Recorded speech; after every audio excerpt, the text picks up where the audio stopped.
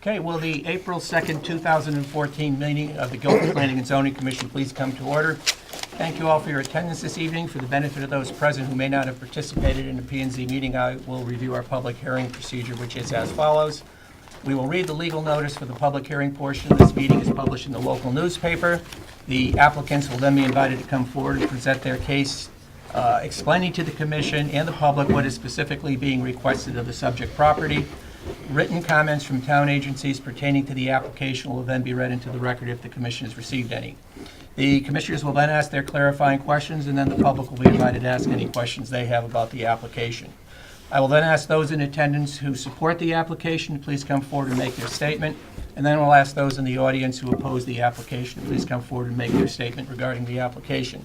As this is a public hearing, it will be necessary for those coming forward to ask questions or to speak for or against any application to please identify themselves and state their name and address for the record prior to proceeding. At the conclusion of all statements from the public and the applicant, I will close the public hearing on each application. The applicants and the public are then free to leave or remain for the balance of the public hearings and the regular meeting, at which time the commission will discuss each application under consideration and try to reach a decision. Each applicant will be notified in writing as to the decisions of this commission. The applicant and or any aggrieved party with legal standing will have the right to appeal this decision to Superior Court within the statutory time frame if they so desire. All decisions reached at this meeting will be available to the public the next day by either visiting or calling the Planning and Zoning Office after 9:30 a.m. Seated this evening are the following Guilford Planning and Zoning Commissioners: Josh Hirschman, David Grigsby, Walter Corbiere, I'm Ray Bauer, Tom Koss, Frank DeAndrea, Rich Meyer. Town staff present this evening is Reggie Reed, and our videographer this evening is Shannon Gale. And Katie, our recording secretary. How could we forget? Oh, God. Will the secretary please read the legal notice? Legal notice, Guilford Planning and Zoning Commission. Notice is hereby given that the Guilford Planning and Zoning Commission will hold a public hearing on April 2nd, 2014 at 7:30 p.m. at the Nathaniel B. Green Community Center, Monunketuck Room, 2nd floor, 32 Church Street, Guilford, Connecticut, for the following purposes. Number 1, Guilford Center for Children, map 33, lot 15, zone R3, special permit for freestanding sign at preschool in a residential zone. Number 2, Amity Construction, Benton's Knoll, Colonial Road, map 8, lot 24, R5. Revision to special permit for installation of in-ground pools and surrounding paver patios. Number 3, Weedy Deborah, 116 Seaside Avenue, map 24, lot 4, zone R3. Revision to previously approved coastal area management site plan, new deck configuration, section 273-91. Number 4, Guilford Agricultural Society, 111 Lovers Lane, map 40, lot 138, zone R3. Revision to special permit granted May 26, 1989 for events held at fairgrounds. Table 4, line 16. Copies of these applications are available for inspection in the office of the Planning and Zoning Commission, Town Hall South, 50 Boston Street, Guilford, Connecticut. At this hearing, persons may attend and be heard, and written communications will be received. Dated at Guilford, Connecticut, this 13th day of March, 2014. Ray Bauer, Chairman. Thank you very much, Walter. An announcement before we get started. If you're here for the Guilford Agricultural Society application, that's at 111 Lovers Lane. We have received a request from the applicant to table that application to May 21st, so that application will not be going forward tonight, and we will not be hearing any testimony regarding it. So if that's the only reason you're here, you don't need to stay if you don't want to. We're not going to go forward with that application. Okay, having said that, we'll move on then with the first. That's what that And as a matter of fact, while we're at it, can I get a motion to table that application to May 21st? So moved. Do I hear a second? Second. All in favor? Aye. Okay, it's tabled. I have a minor point of order. Yes. The public notice said we were going to be in a room we're not in. How did we get this room, by the way? I have no idea. The custodian had it on his setup sheet that we Okay. were in this room.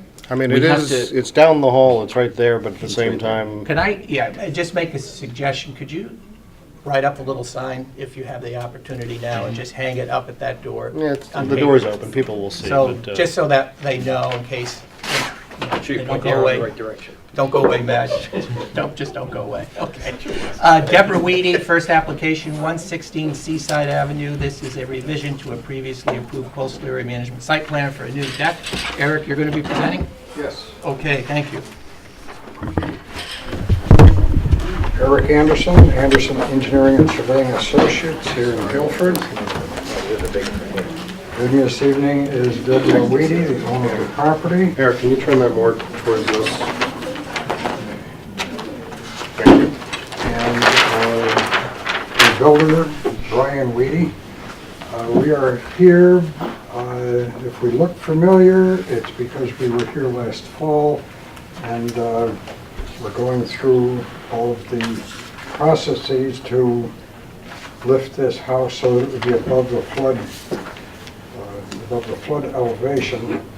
Since that time, it has been determined that in order to not only trying to save the existing decks was not feasible, but also it was desirable to have a deck on the front of the house and another stairway access toward the front. We have been to the Zoning Board of Appeals for variances for those particular items, and we feel that it's reasonable to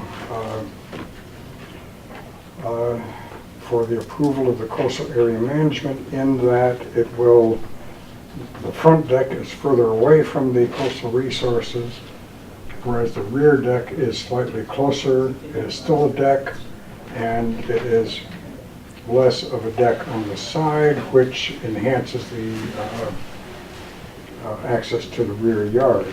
So we have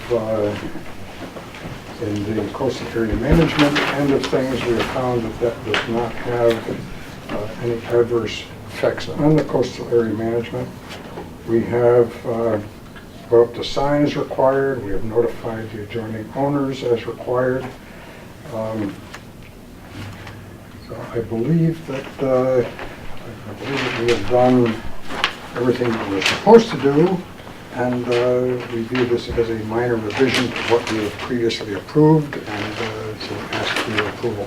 Okay, we did receive a few letters. The first one's from Dennis Johnson, Director of Health, dated April 2nd, regarding this application. The applicant's proposed deck revision does not conflict with the septic system currently existing outside. And another one from Kevin McGee, the Town Environmental Planner, dated today. The applicant is proposing to modify its previous application approved by the Planning and Zoning Commission. It's November 6, 2013 meeting. The proposed modification of adding an exterior stair and reconfiguration of the deck are minor in nature compared to the overall reconstruction of the property. The reconfiguration of the deck opens up the side view lane as noted in section 27391J, view standards of the Planning and Zoning Commission coastal site plan review requirements. In order to make sure that the coastal resources are protected during the construction process, I recommend that the Commission's conditions of approval from November 6, 2013 remain in effect for this modification. Questions from the Commission? Eric, what do you, remind me what you're doing? Are you adding the deck on the front and also adding the deck on the back? We're adding the deck on the front. That's in this new. location. Yep. That's new. This deck is new in here. It replaces a deck that is in here and comes out in this area and then comes back in before it comes in here. And what did we earlier approve? You earlier approved just the lifting of what was existing. Okay, all right, so when Kevin is saying you're opening up the view lane, he's referring to the fact that that deck to the south is actually going to be narrower. That's it exactly. Okay. And is this the storage shed that's up in the air and I have to That's the one. use a crane to get my lawnmower? That's the one. Okay, is that still going to have a crane? That's still being added on. All right, other Okay. questions from the Commission? Could I add one Sure. Go ahead, Eric. item? There was there was an email from John Goucher that came in on March 3rd from the State Office of Law and Sounds program, and it was to Kevin McGee, and it said, we have reviewed the above referenced proposal to elevate the existing dwelling to meet the National Flood Insurance Program standards for consistency with Connecticut Coastal Management Act policies, and have no comments for the Planning and Zoning Commission's consideration. Please let me know if you have any questions or if you need any additional information. So that was from John Goucher, who is the Is that in the file? I don't have it in my copy, but is it in the file? Is it in the file here? Well, Kevin has it, so yes. All right. Why don't we put a copy in to make sure it's part of the record? Well, actually, no. Questions from the public? Is there anybody wishing to speak in favor of the application? Is there anybody wishing to speak against the application? Is there anybody here who has any questions or comments about the application? Okay, hearing none, we'll close the public hearing on this matter, and we will move forward. Thank you, Eric. And the Goucher memo is in the file. Oh, good. Excellent. I found it. The next item is Guilford Center for Children. I believe this is at 47 Stonehouse Lane.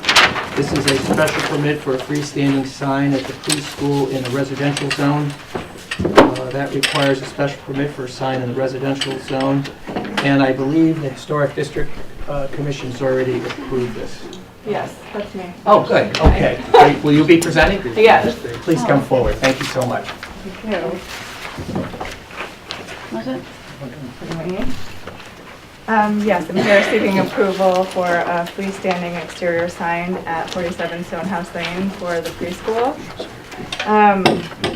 Well, could you state your name and address for the record, or the address Yes, of the business? I'm Ashley Hillier, the Executive Director of the Center for Children at 47 Stonehouse Lane. And I'm seeking your approval for a freestanding sign to be located 10 feet from the road on our property. And it's going to be 6 feet wide by 4 feet high and will be 24 inches above the ground. So we've gone through Historic District Commission. They have given us their approval, so. Do you have a picture or just a diagram or a site plan of some sort, just so we can get some idea? I have the picture that was sent in with the, both the application and the special permit application. This was staked out by John Cunningham of the Historic District Commission. Okay. And the first post is exactly 10 feet from the road. Okay, very good. And this was, I assume, your letter from Yes. February 18th? Do you want to read it into the record just so we have it, or do you think you basically should summarize? Thank you. There you go. On February 18th, 2014, I wrote, I am writing in regards to the application I have filed for our center's outdoor sign permit. When I initially reached out to the Planning and Zoning Commission to discuss our interest in putting an outdoor sign on our grounds, I was told I would need to file an application with both the Planning and Zoning Commission and the Historic District Commission, which I did. Each of those applications was $50 to file, and we paid for both back in November. As part of the process, I attended 2 Historic District Commission meetings and received their approval for the sign. When I recontacted the Planning and Zoning Office to inform me that I had received the Historic District Commission approval and certificate of appropriateness, I was told that I now needed to file a special permit application for our sign and pay an additional $165 to file that. I am writing to ask that you please forgive one of these fees associated with these applications. As you may know, we are a nonprofit preschool center in town and provide educational and social experiences to some of Guilford's youngest residents. Through our sliding fee scale, we are able to provide these opportunities to families that otherwise would not be able to participate in our programming. Approximately 40% of the families we serve are lower income families.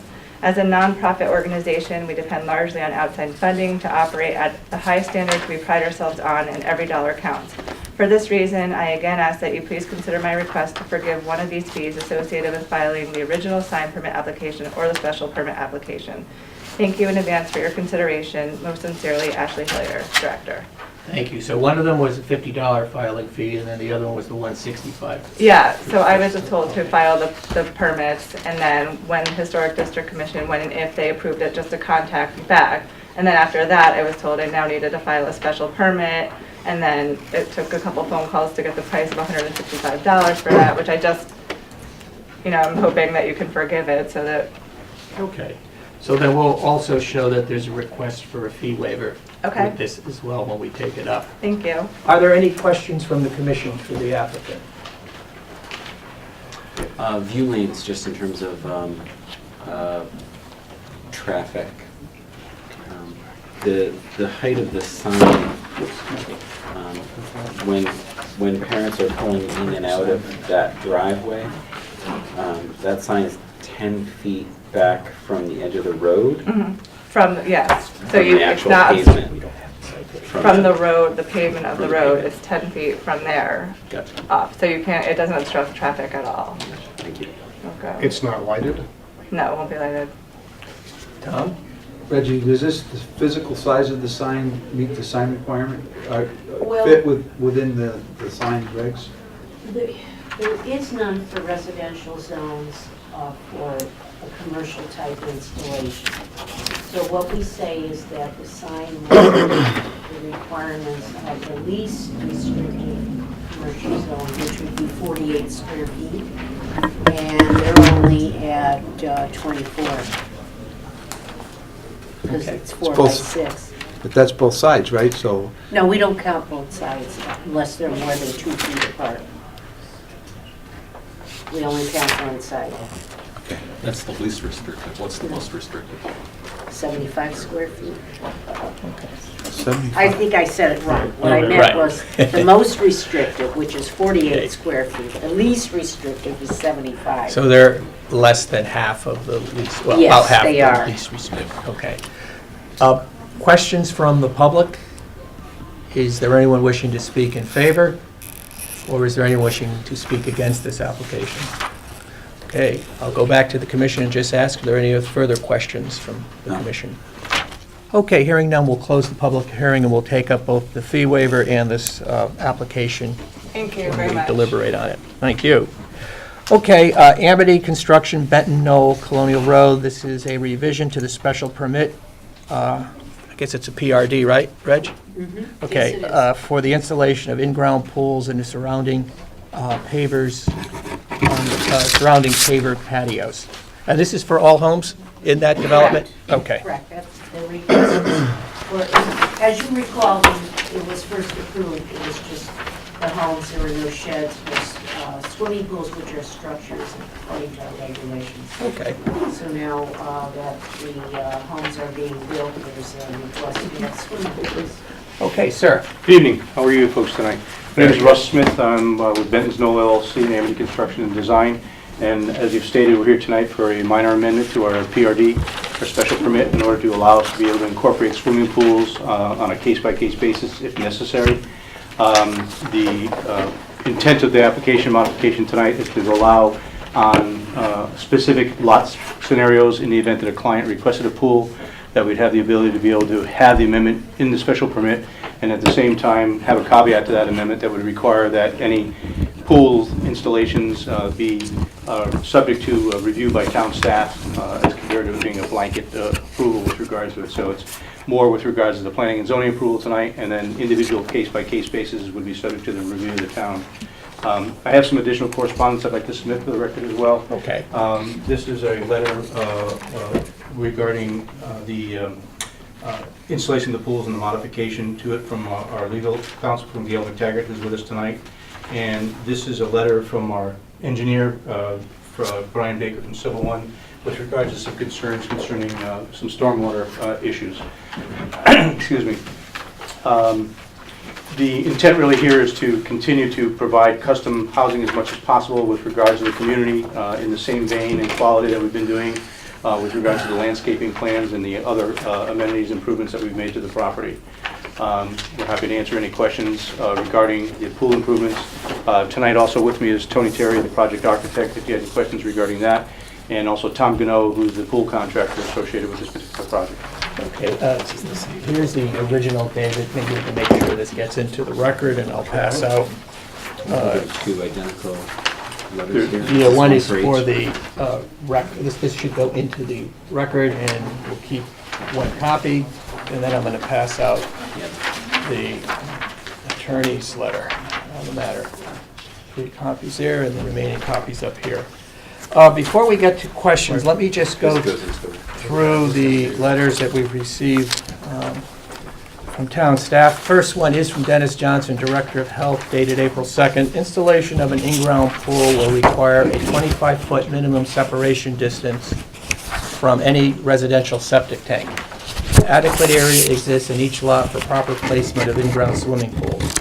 The applicant's proposed site plan revision is compatible with approved septic system design. In addition, we received a letter from Kevin McGee regarding the application. The applicant is looking to revise the planned residential development site plan to allow a swimming pool to be installed behind Unit 12 and to relocate the rain garden into the conservation easement area. Conservation easement reserve rights condition 7 allows for the construction of the rain garden within the conservation easement area with the approval of the Planning and Zoning Commission. The maintenance of the rain garden should be conducted in accordance with the approved stormwater maintenance plan. The proposed work to be conducted is outside of the Inland Wetlands Commission 100-foot review area. Letters to the file indicate potential harm to the on-site vernal pool. This vernal pool is located up gradient to swimming pool. The applicant shall install a vertical barrier to prevent the vernal pool species from entering the swimming pool. To prevent discharges to the down gradient wetlands, the pool pump should be a non-discharging style.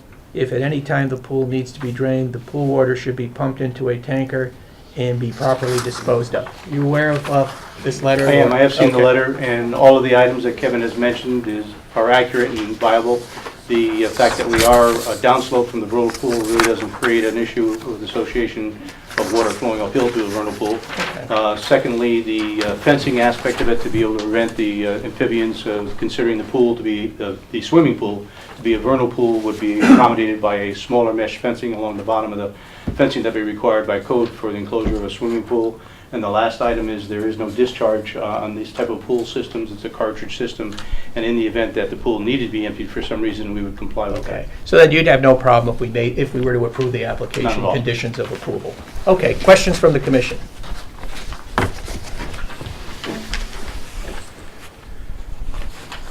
Are there any questions from the? only Unit 12? The specific plan that we submitted for this particular proposed pool is for Unit 12. We are looking to amend the special permit, though, that would allow in the future, if we came in for additional pools, so we wouldn't have to come in and amend the permit each time, but each individual case would be subject to review by town staff as to whether or not a pool should or could be put on the process. What got noticed? I mean, did it get noticed with just the As an one? amendment to the special permit, correct? Okay, for all of it, Yes, not just the one That's correct. location? Well, the site plan is part of the special permit. You couldn't just change it for one and then, that's the trick of special permits, is that every time you want to change something, you have to come Come in, in. change it, so. But the other trick here is that Kevin's letter talks about the conservation easement. And any rain gardens or anything that go in there that weren't shown on the plan have to go back to the commission. And you have to approve it according to the language of the conservation easement. Right. That would happen on each lot, right, that gets a pool? Well, if rain garden, like in the instance of the rain garden on lot 12, that's going to be moved into the conservation easement. So then, when you make your motion, I think you want to prove that. But if any other future rain gardens or anything get moved into the conservation easement, then it does have to go back to the commission, because according to the language of the easement, only the commission can approve anything going into that easement. So we either have to Even approve them cutting all now trees or and just things. the one that's being asked for? Well, the No. one that is shown now, that's sort Right. of a typical installation, but I don't know that all the rain gardens would be moved into conservation easements. But to the extent they Areas were, anyway. we'd need to come back at that time. Yes. with a Some of the specific site conservation plan. easements, even this one, were previously some of the rain gardens were previously either partially or entirely in the conservation easement as well. So that if there was a modification that was required because of a potential pool on another lot, that sounds like it would have to come back before the commission. So the presentation of this hypothetical here doesn't actually get the applicant out of coming back before us each time they're looking to put in an additional pool, because there's... Yes, it would. Only if they're going to put rain gardens or things into the conservation easement area that weren't shown on the original approved plan. So then, that's right, so if we approve this, they can put the pools in, as Correct. long as they don't go into the conservation easement with the rain Right, garden. They can. but the one that's But they're shown, But they're changing the site plan in each instance, and the site plan is integral to the special permit. How do we approve a change to the special permit globally without having a revised site plan globally? Well, because you don't know where all the other. No, I know pools why. are. I think you that's can't do David's that. I'm point, asking. yeah. I think that's his point. I got the why part. I'm down to the, how do we, if the site plan is integral to the special permit, and we don't have the revised site plan that show all 12 or whatever pools, how can we approve it without them coming back every time there's a revision to the site plan, or a revision to the special permit? You know, we've had this issue with have an decks answer to before. that. People have said, I want to put a new deck on, and we say, sorry, this is technically a public hearing because it's a special permit. This is how it is. So, I mean, a pool seems like not an insignificant, particularly if we're talking about conservation easement area encroachments. I don't know how we can get around that Well, fundamental requirement. it doesn't propose that they encroach in all Well, the pools. where- right. Yeah. Council, do you want to Please. make a Yes, comment? if I may. Don't worry about that. That's don't worry Okay. about that. Okay. It's a small room, so just please identify yourself. I and we'll will. go I'm from Gail there. McTaggart. I'm from the law firm of Secor Cassie McPartland. And I'm counsel to Benton Snow LLC, also Amity. Everybody's right. The original PRD in the text had no provision for pools. So we're asking that they be allowed. We're specifically asking you to approve a site plan and special permit for Lot 12, which we've given you plans for. And we understand both things, that if there's a rain garden that gets moved in a later situation related to another lot, if there's a rain garden that gets moved into the conservation area, the conservation easement restriction absolutely requires this commission to approve that, which means we have to come back with the site plan showing that. However, so we're asking for a general resolution that we can have swimming pools. And secondly, we will have to come back and show you a site plan to show where those are and Okay. and what's happening. And we're only right now providing you with a change for 12 because it's only hypothetical where those plans might be later on. There are other things, patios and landscaping, other things that get designed for specific custom houses. That I guess the pools are part of those things, although they're more of a structure. So that's why we're here. So we didn't, and in this case, we have people that would like to be able to exercise and use that for fitness. And this is a community where people are maybe giving up a house somewhere else and coming out and they're trying to make sure they live a long life and exercise. So that's the purpose of it. All right. So then, in general, you want to have the ability to put pools in any of the properties, but you will come back as each property is designed with the site plan Site plan. to get that approval. And then if we go into the conservation easement, also approval with that. Correct. Okay. And actually, we may not. There's already some, in other areas of the conservation, of the actual plan, there are rain gardens within the conservation area. Depends on the particular location where you need to change the rain garden or not. Okay. Be specific to a case-by-case, unit-by-unit All right. basis. I should also put on the record that he couldn't be here tonight, but I talked to Michael Klein, who is the environmental scientist on this project, and he has absolutely no problem with the rain garden going into the conservation area. The plantings that are in those rain gardens were consistent with the open space that's there, and actually, he said it was he called it an enhancement. Okay. So he signed off on it, even though he's not here in person. All right. Questions from the commission? I got a Rich? question. What's the difference if we approve it or don't approve it if you have to come back each and every time anyway? Like, why are you asking for this? I guess that, if, from a marketing standpoint, we'd like to be able to say to somebody, if they really want a pool, that pools are permitted, but they have to have a specific plan approval. So it's helpful, rather than having just a blank there, which is where we are right now. Yeah, if that's what the thrust of your question was, Yeah. that's exactly, we're looking for the ability for the concept to be embraced and included in the amendment, but obviously there's going to be the caveat that we're going to have to come in on an individual basis. One, for the aspect of the potential modifications to a rain garden or any other improvements within the conservation area. And then secondly, based upon the language of the approval associated with the site plan modification, we'd have to come in at that point as well, too. So on your side, marketing. On our side, it's the same thing. If we say yes or no, we get the same thing. You just get the benefit of being able to market saying, well, they said that you can have pools. That's right. Yeah, or, we also have the opposite side of it where we haven't been told that we can't have pools. Right.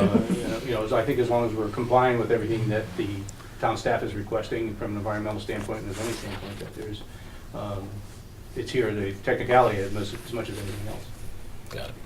Isn't it accurate that this site plan that's before us even, this single pool, is actually also a hypothetical and will not be approved when we approve this special permit? No, No. tonight's pool is a specific request So- for this client. So you have, so essentially, we would be doing two things this evening. The applicants are requesting two things this evening: a special permit, a zone change to special permit for pools, and an approval of a specific site plan. I think that's an accurate statement. Those are two. Right.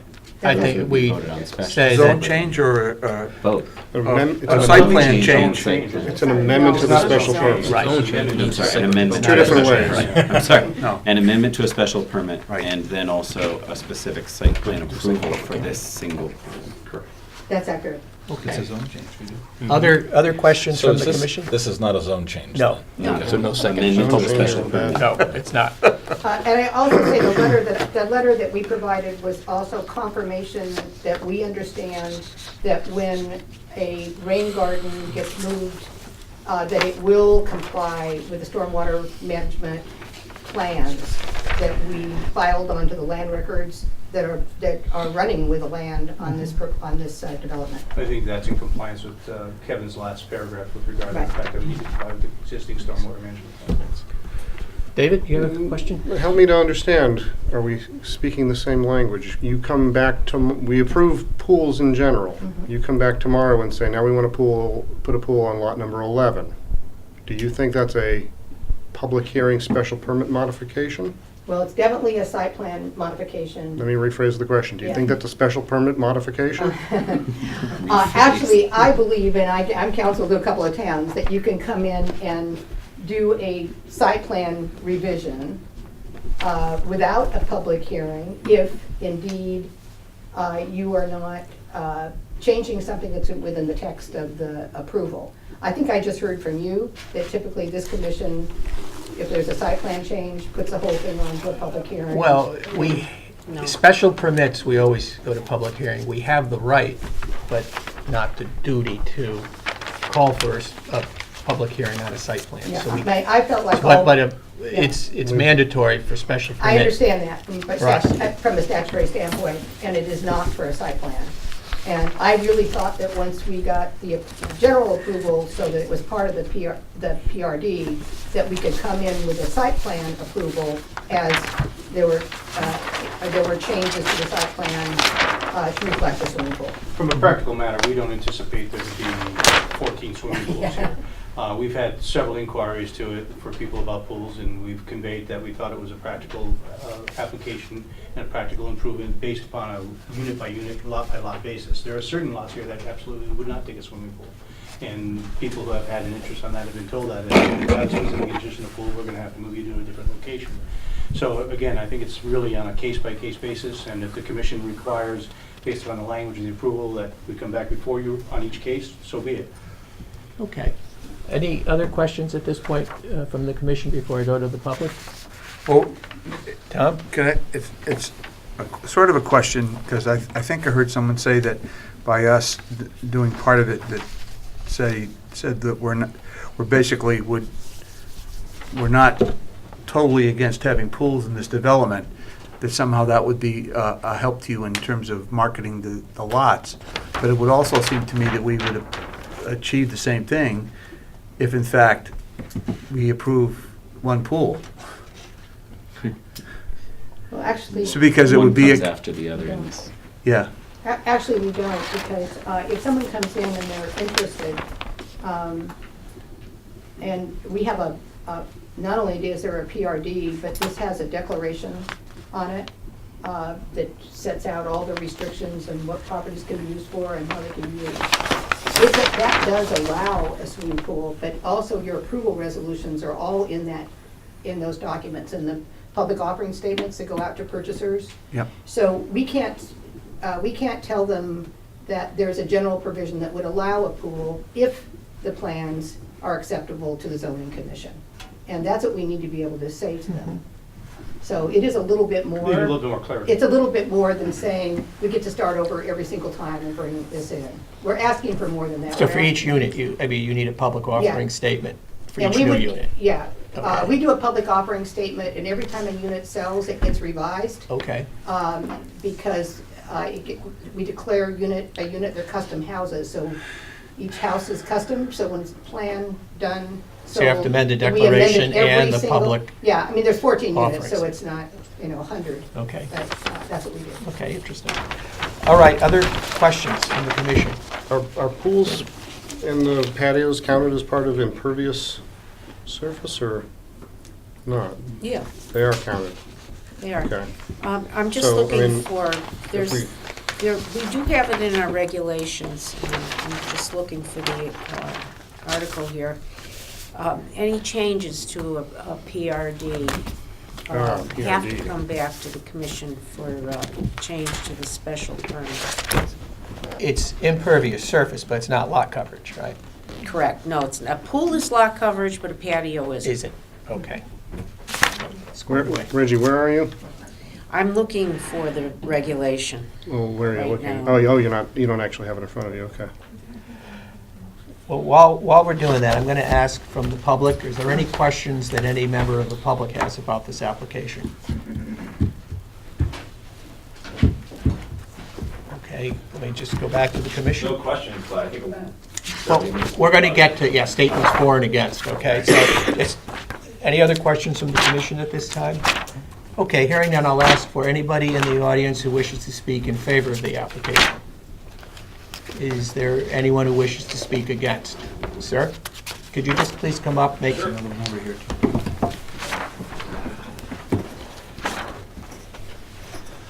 My name is Greg Coleman. I live at 80 Old Satcham's Head Road. With this project in my backyard, I just want to remind everybody where I sit as in relationship to this project. This is my backyard and my side of my house. Where are you here? I am Can you find right yourself? here.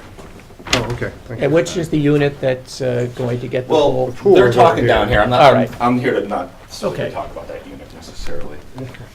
I thought this was an overall approval. That's what I. Well, they're asking So, for, that's they're what they're asking for a pretty asking. big, Find out. they're asking for something big now. There's so- something, we have the ability to put pools in all of those locations, but for each time they do that, they need to come in with a site plan. That's, Okay. I wanted to address the pool issue a couple different ways. I want to talk about water flow next to my house. I want to talk about noise factor, and I want to talk about the specific layout of my property based on this project. One, water flow. We all know, obviously, water flows through bedrock, and trees and plants absorb the water and lessen the impact on the lower land. I do set low to this project. 4 years ago, the land was stripped. Bedrock's been blasted for 4 years straight, and we've seen an increase in water flow. I'm not a scientist, I'm not gonna say that's why, but we have seen yearly increases in the road pooling next to our house, as well as an area that was a little bit of a concern when this project was originally approved, that was not considered a wetland, which is in the second picture here. So we're seeing a general increase yearly of water in there, as well as our basement. We had a dry, the side of our basement that faces the south side of the project, and that was dry before. We're starting to see some water flow on that side. We have a sump pump on the other side that always worked. Never had any water on the other side. Every year we're seeing a little bit more water flow. So the point is, I think more and more water is flowing off this land every year. Nothing's been replanted. It's been blasted. So I also, we're seeing an increase, and I'm afraid it's going to get worse as years go on. 2 years have been closed. 2 houses have been closed in 4 years with the project, so it has been moving very slowly. There's 14 houses to sell. It's not a 1 year in and out thing, so I'm seeing 10 years down the road of increased water flow around my property. Pools, putting pools in behind houses, again, blasting out bedrock. This is on a ridge, and I think there's a lot of blasting has had to be done, and it probably will have to be for pools too. It's gonna, again, change water flows and cause more water to flow downhill towards whoever's behind them. Noise. The project was approved as a quiet, not necessarily 55 plus, but a quiet community. Pools are a lot of loud recreational activity. They require a lot of maintenance, and I don't believe that's reflective of the quiet community at Sagem's Head. And then specifically, I'd like to speak to our property. If anybody's seen the pictures, I have another one here that kind of shows our well radius a little bit better. We actually highlighted it in yellow. Our well radius actually extends to the left behind us, and we are completely downslope from the project. So concern about pools leaking, pools failing, pools overflowing, and causing more water, chemicals to flow downhill towards our houses, into our water supply. I think it's just too much risk to worry about my water being contaminated, have somebody have a pool behind me. So overall, again, I don't think it's reflective of the whole thing, but specifically, I think the lots behind my house, I don't think that there's any room for pools. Okay. Thank you. Okay. Is there anyone else who would like to speak against this application? Yeah, we'll go with you, then you, sir, and then the lady next to you.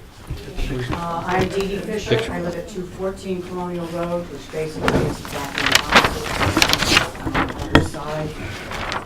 This pool that they're proposing for lot number 12 basically is on the side that I'm on.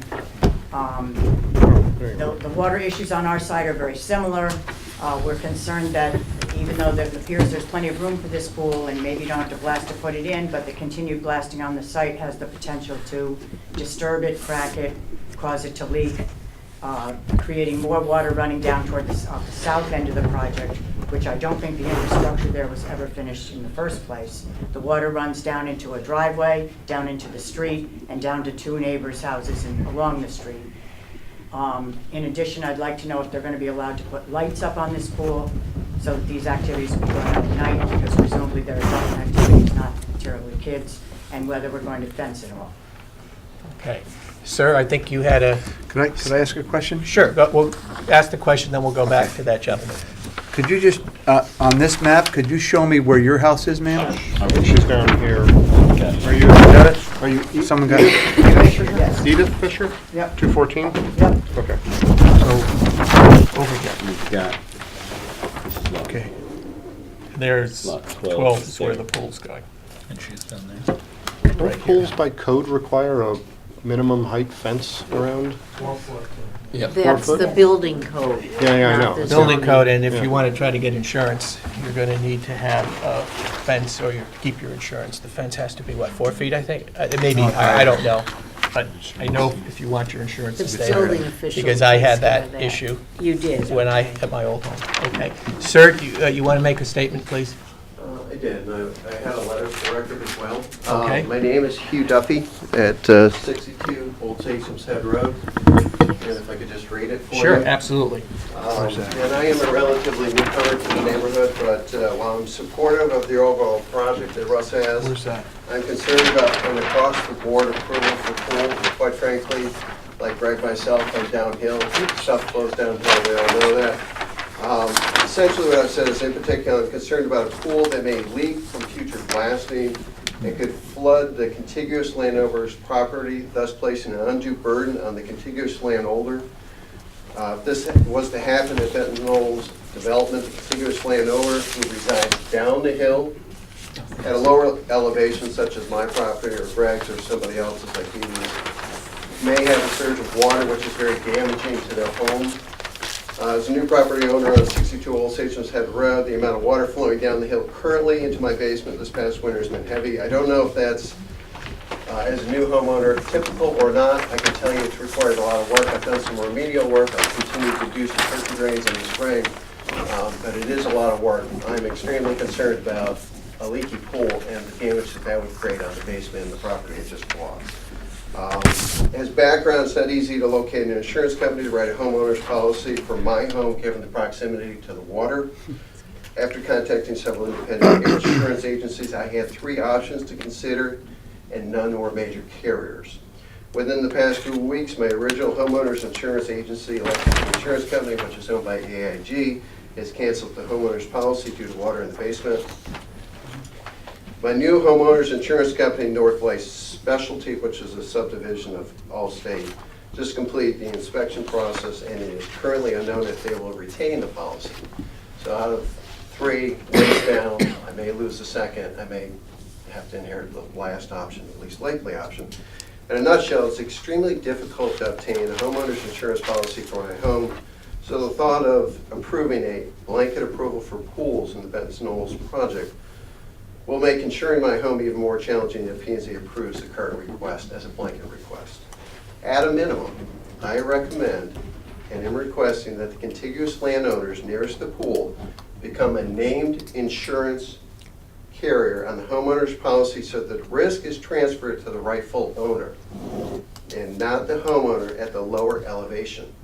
Absent of this, I am opposed to this request for an across-the-board approval for pool installation because of the risk of the water damage is just too great. Okay. That's it. Thank you. Yes, please.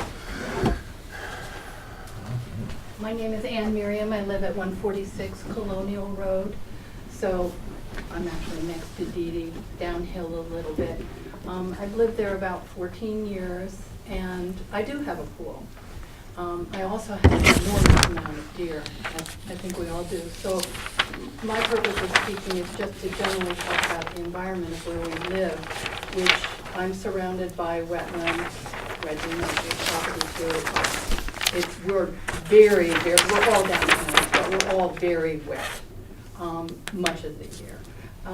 And we also have an enormous number of deer and animals that come through, as anybody, because we really are in the woods. I'm surrounded by woods. And this project I guess it used to be a farm, but it was all woods before it was completely cleared off. So the animals haven't moved, they just increased over the years. We have, I would say, flocks and flocks of deer, and my pool fence is kind of mounded up, and it's high. It's good 4 feet. It's, I moved in, it was white vinyl, it still is. They're very expensive to put in. But it is effective, and I've had to but the deers come right up to it. And I guess the thing with the fence is that you don't want to have a place that they can land on the other side. And that's the issue with these pools and fences and running starts and this sort of thing. So my big question with the pools is, and I think if everybody wants a pool, they should be able to have a pool. When this project was initially presented, we asked, aren't there going to be pools? And we were told, no, there's not going to be any pools. So now there's going to be some pools, but not all pools. So I guess I'm thinking down the road and wondering if there's going to be one big fence all around this property, because you see the way it's laid out, the septic systems are 3 in a row there, and that's enormous open space, and there are a lot of deer there. I mean, there's a lot of work going on, and when there isn't work going on, there's just herds of deer that run through here. So there's either going to have to be some huge fence or just a series of very tall fences. The houses are right next to each other. So you're going to have 4-foot-high fence plus whatever the retaining wall is for, I don't know, I get frogs in my pool, I get salamanders, I get snakes, I get moles, I get everything in the pool. And it is built up a little bit from the surrounding area. So just if, I don't know, as you look at the project as a whole and just, I know you're looking at it one pool at a time, but if you project down the road and picture all these pools with the fences and how this is going to affect all my neighbors who are much more affected than I am by that. Okay, thank you. Yes, ma'am, would you like to make a statement? I'm Elaine at 231 Colonial Road. My front door backs up to is facing the pool. My driveway is here and the pool will be over there. And I'm just wondering if you're going to read the letter that I sent in? Do you have it? Copy? It must be in the file because I don't have it in front of me. I'm sorry, what was your name? Elaine Reed. A-L-A-Y. That's right. A-Y. I dropped it off on Monday to your office. Right here.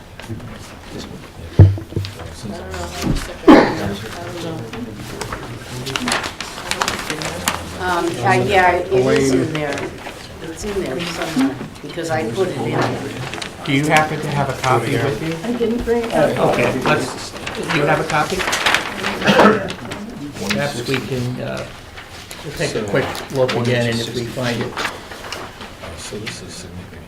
Yeah. 2180, 240, so about 240. David, you want to read it?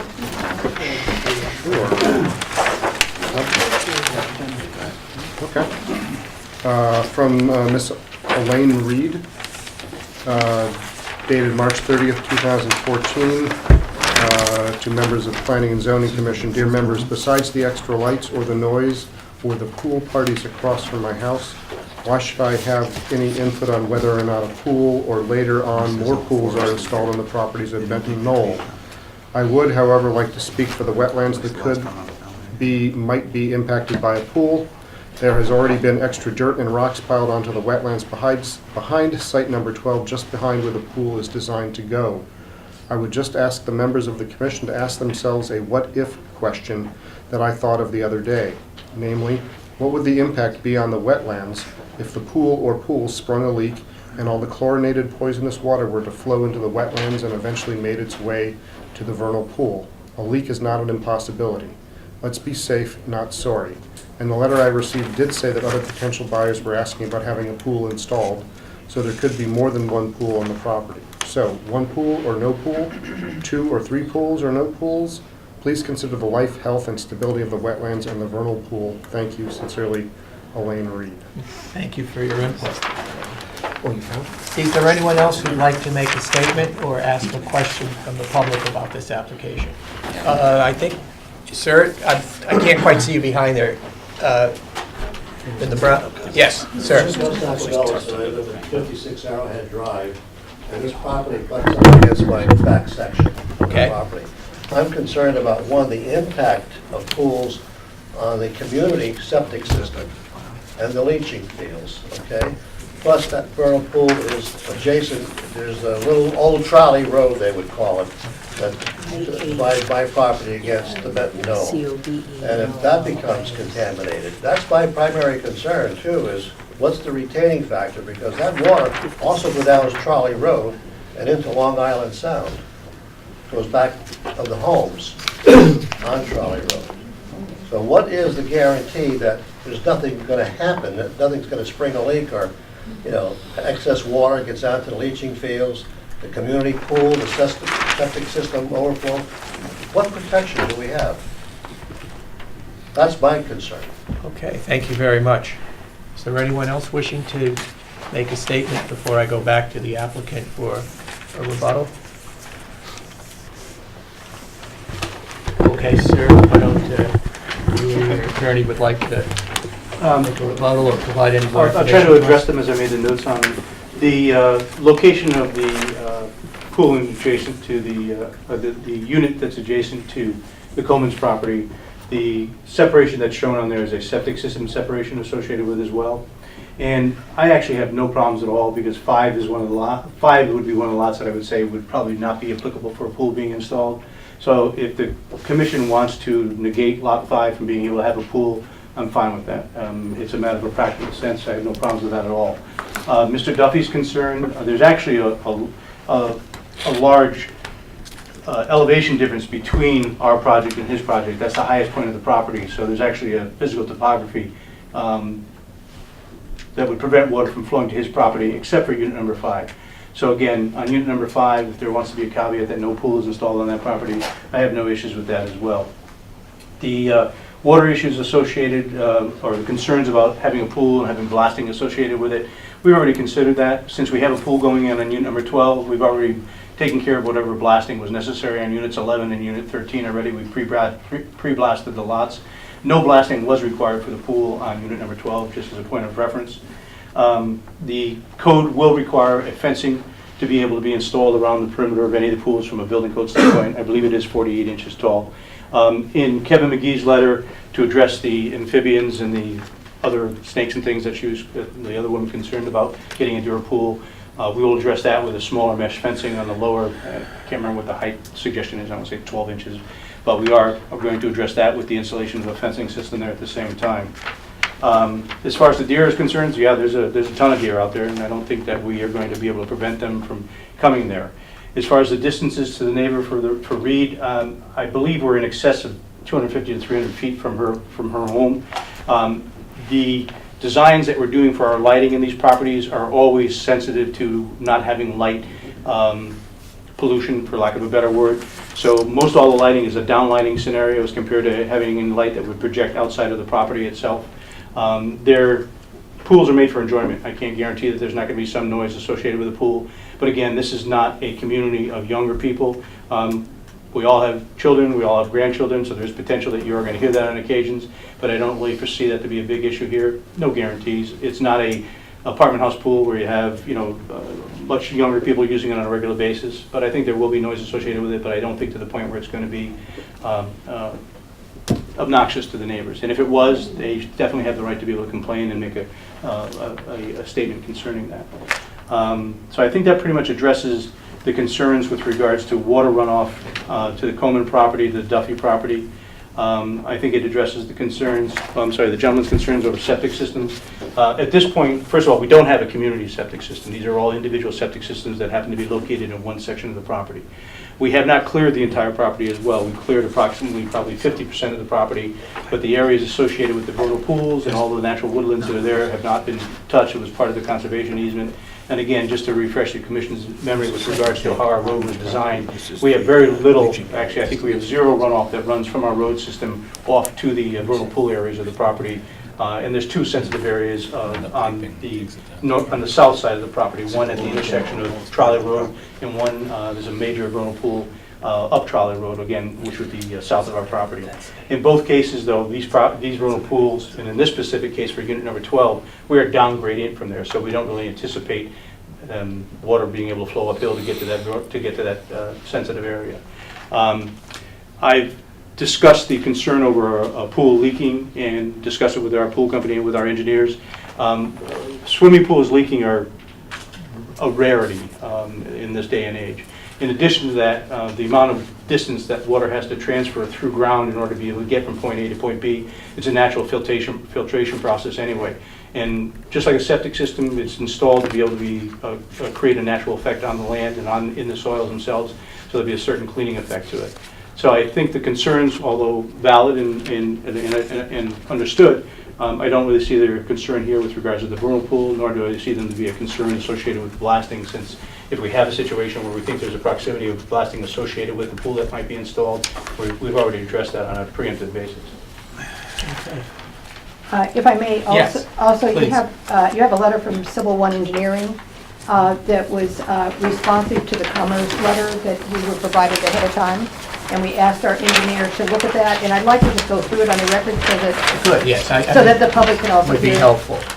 The letter's addressed to me. We provided it to you from Byron Baker, who is a professional engineer with Civil One.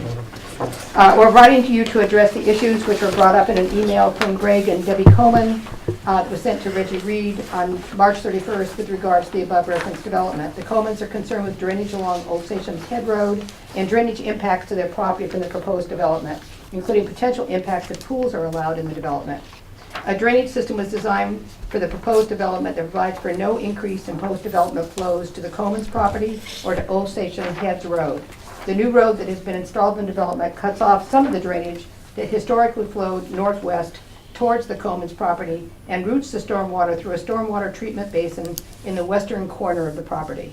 The basin detains and treats stormwater prior to discharge to wetlands area along Old Stations Head Road. This basin was designed in accordance with the Town of Guilford regulations and the Connecticut DEP Stormwater Quality Manual. It has been installed in substantial conformance with those design plans and is functioning properly. The purpose of this basin is to make sure that development does not increase flows or worsen any historic drainage issues along Old Stations Head Road that existed in the pre-development condition. The basin was not and could not be designed to take care of all the stormwater problems that existed on Old Stations Head Road prior to the development. Currently, there have been no homes constructed in the drainage area above the Comans property. Only the road has been constructed, which actually diverts stormwater away from the Comans. The unit where a pool is currently proposed is Unit 12, which is over 500 feet from the Comans home and an entirely different drainage area. Unit 5 is the only future home in the drainage area above the Comans property. The original site development proposal for this unit has driveway drainage flowing towards the road, away from the Comans, and the roof leaders for the house will tie into an existing stormwater drainage system in the street, also diverting it away from the Comans. Any modification in the future from the originally proposed plan for Unit 5 will need to be done so as not to increase any storm drainage flows towards the Comans. It should be noted that the pools themselves actually create a zero runoff condition. Any stormwater that falls directly into a pool is automatically retained. It does not create additional runoff. Implementation of the final landscaping plan along each unit will also help to further decrease stormwater runoff and promote infiltration. This landscaping will be done in the area of each unit as construction of the units is completed. And then he signs Brian Baker of Civil One. All right. Thank you.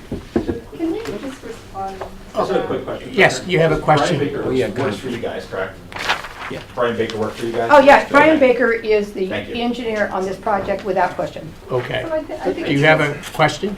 Well, he, you know, I can appreciate their perspective and where they're coming from, but, you know, so the pictures are okay? So this pool of water that you're seeing is acceptable as an outcome of this property? And we live in the house. That's great Brian put together this letter, but we can tell you what we're seeing when it comes off the hill. We can tell you the hillside is eroding this man-made hill.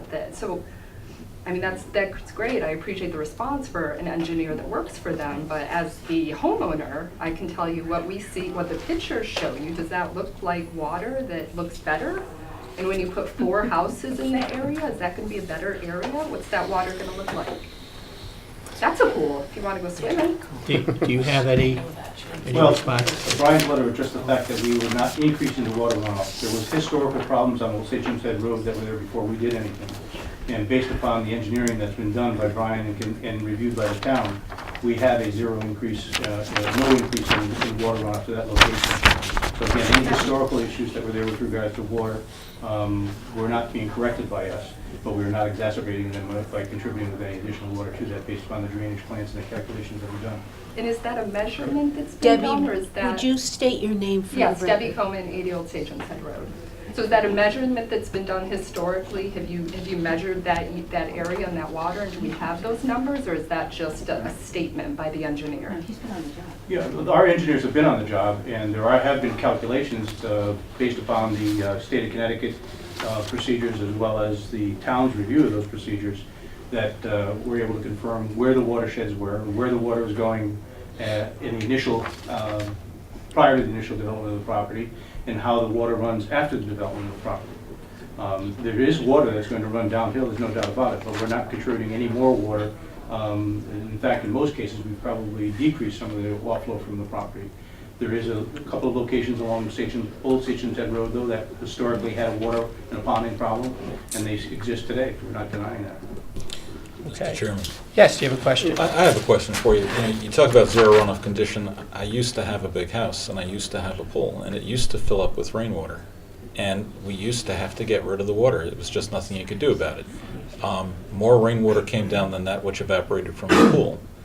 How are you going to have zero runoff condition with that in mind? I don't understand. Well, I can't answer that question except for having our engineer address it. I mean, obviously, if you have a receptacle that contains X amount of gallons of water and you're putting more water into it than it can hold, then obviously the water's going to go off. It's a matter of a practical matter. Right, so how is he saying zero runoff if what you just said and what I experienced was true? Well, The having pools had a fill pool up. myself for many years as a child and growing up, typically the water wasn't to the top of the coping of the pool. There was typically an 6 to 8 inch elevation difference between there. If you take the surface area of a pool, you've got to get a significant amount of rain to have that come to the point where it's going to overflow. And every year we had that. Every year I got rid of water from the And I pool. can't attest that I ever experienced it myself in my lifetime when I used it, so you may have had a specific situation. Can we say that they won't have this situation in their pools? We've already qualified the fact that we're not going to put a pool on unit number 5. Right, but that doesn't answer the question of if we have a significant rainfall period without enough evaporation for the water to leave the pool, potentially there could be, if it's above the skimmer basket, so that the water isn't being skimmed off the top, you're going to want to get the water down to the skimmer basket level so that you're skimming the top of the water. So I don't get the zero runoff thing, having personal experience at the pool. I can't address the opinion of the engineer, except that it is his opinion. And again, in this specific case, we're speaking about the runoff that the concerns are the 2 properties on Old Sachem's Head Road.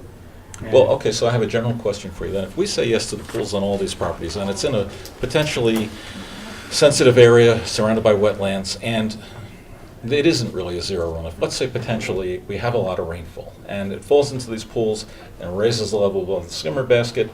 The homeowners are going to want to do something with that water. Are we saying that the only thing that they can do is call in a tanker truck and suck the water out? We're saying that they can run it off, or we're not addressing the issue? Well, we're not saying that your wetlands enforcement officer is saying that. So if we say yes to the pools, then it's understood clearly that they're going to use tanker trucks to suck the water out and not let the water run out into any wetland That's areas. contingency for what your wetlands enforcement officer has put onto the project. Okay. Just in terms of blasting, a fair amount of blasting has already been done on Project Norvis to set up the homes that are already there and the prospective homes. Correct. The Unit 5 is the one unit that that you currently consider unsuitable or not particularly suitable for a pool, and have no problem with this commission exempting in some way. Correct. So the maximum remains 13 pools Well, in no, total. we have houses that are currently built there, so there's no pools going to be proposed for those lots at this point, unless the Right. homeowners that own them would like to come in, then we don't They would anticipate do that that. at this point. That's not related to you anymore, right? And we have our model home, which doesn't anticipate having a pool built on it at this point as well. So we're looking at, if I sat down, I could probably give you a ballpark count, but I mean, the units that are upgrading from the vernal pool, the lots are not really conducive to swimming pools. So that would be unit 10, which is already built on, unit 9, unit 9, which is already built on, unit 8. The lots just don't have sufficient size to them, the unit, like, the locations just don't have sufficient size to them really. So again, if we proposed it and we came in and we'd have to show a plan that was prudent and sound to the town to be able to have the pools on that. And the units that are already built are, which units are already built and sold? 14 is built, 3 is built, 4 is under construction, 12 is started, and 9 is built. And including 412 and 9 also are not, you're not considering the possibility of putting pools on those either? 12 we are. 12 you are. Our application is for 12. Right. That's why we're here. Right. Unit number 4 has been no request from the pool. Once we transfer ownership to it, the owner has the right to ask for whatever they want. But you haven't yet transferred ownership? No, we'll be closing that in May. But they haven't indicated any desire to have a pool there. And again, from the perspective of worrying about a water runoff from a pool onto these subject properties, 5, we would be happy to negate the ability to be able to present the ability to have a pool there. So really, you've got, including Unit 12, the maximum that we're looking at by approving an amendment to a special permit this evening is 8 pools. It's actually probably less than that. It's probably 1, 2, 3, 4. It's probably 6 units in total that I think would be applicable to pools, looking quickly at the site plan. And looking at this, Potentially applicable to this, pools. right, the potential for pools is around 6, but I've got currently only 6 units out of 14 that are not suitable by your understanding, Well, which is 985. I'm saying that 14 is built, there's no pool there, so I'm saying that unit number 1, unit number 2, unit number 13, unit number 11, unit number 10, and potentially unit number 7 probably would be units that potentially might be able to have pools. Unit number 5 we've already negated, and units number 9 is built, and unit number 8 and unit number 6 are just not applicable for pools. So you've really got a request in here for 1 plus a possible additional 6. 1, 2, 1 plus 5. 3, 4, 5, 6, I believe is correct. Yeah. 12, unit 12 you're requesting this evening, and then also 1, 2, 7, 10, 11, 13. Unit 1, unit 13, unit 11, unit 2, unit 7 would be the ones that potentially, and unit 12, of course. 10. And also 6 total. 6 total. And you also mentioned unit 10 And 10, I'm sorry. before. All right. I'm going to just step back fundamentally.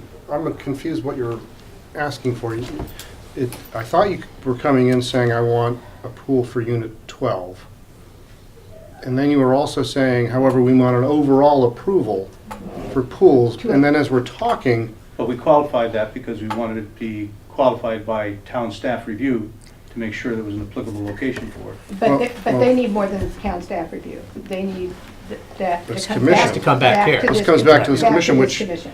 and then as we're talking, For specific approval. you're now, running off a list of lots that you don't think are applicable. So I don't know what your prospectus is going to look like, but I'm assuming if you want this to be a selling point, you want to say, oh, good news, and you can have a pool.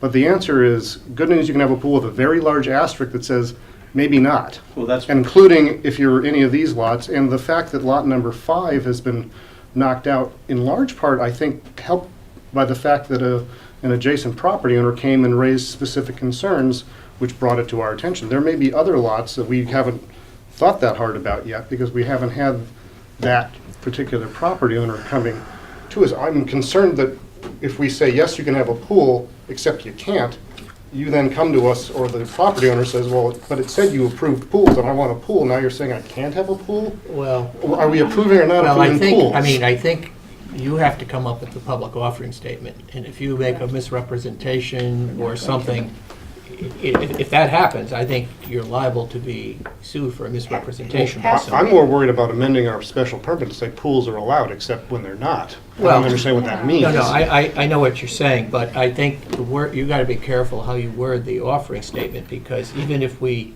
give you what you want, Right. it can't be worded in a way that is a guarantee. Slam There's no, dunk. I can tell you that the offering statement shows no guarantee. It says there may be, and upon this change, this amendment goes into our public offering statement, along with any pools have to be approved by a special permit, site plan approval by the Guilford Planning and Zoning Commission. So while, you can, maybe marketing is one thing, but the public offering statement has to be very specific. Otherwise, you could run into trouble if. You're absolutely right. I don't advise providing Okay, legal but no, advice I'm just saying. the applicant. No, No, but I'm the just applicant saying, is already. as far as we're has- concerned. We have a provision in our public offering statement that says any change to these plans requires them to come in to this commission. So we are very careful. We have to, by state statute, show any limitations that a buyer could have on a piece of property, and we do that. Well, let me ask you this, would you be, we've already taken, Lot 5 out of the equation here? Would you have a problem if we only approved the ability to have a pool on the lot numbers that you've specified? No.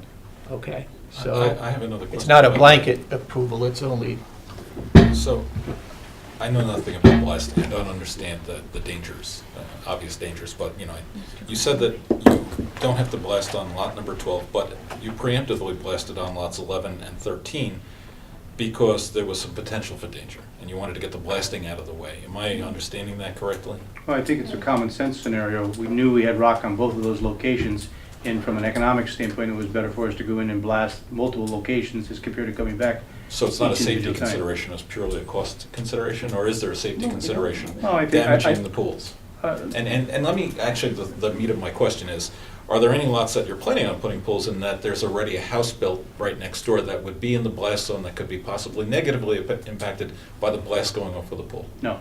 Okay. Can I say something? sure. They blasted on either You side. I'm Dee Dee Fisher, 214 Colonial. Thank you. They blasted on either side of where the pool's going in, which would be lots number 13 and 11. The pool is going in on 12. They have not blasted on 10, which is at the top of the hill under a giant dirt pile at the moment, but contains a lot of ledge. They did not do anything on 1 and 2 on the other side of the road, and they did not do anything on 7 at the far end on the old Sagem's Head Road side. I don't know how much blasting is involved there, but in the blasting that's happened up to now, we've had a lot of consequences. What kind of We had consequences? an oil tank in a residence home on Old Sagem's Head Road crack, which was Oil quite a tank long crack? distance from the blast at the time. We had the big rocks in my stone wall in front of my house moved to crush a fence that was there for my dog. We have road chipping, road cracking and chipping all along the edge where the driveway and the road meets on several area properties. And to say that the potential to crack the pool doesn't exist when the pool is on 12 and the blasting is on 10, I think you're only fooling yourselves.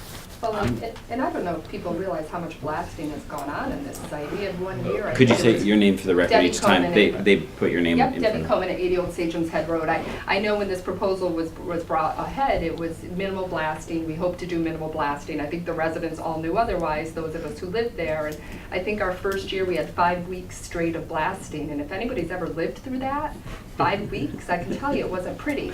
And we've had blasting year after year after year. So every lot has to be potentially blasted. And it's unfortunate because we had our well tested, you know, that was tested 4 years ago, but they come in and blast every year. Nothing happens to look out for a property anymore. And as Dee Dee says, it's pretty impactful. Do you have any? Every time there's blasting done, there's a pre-blast survey and subsequent.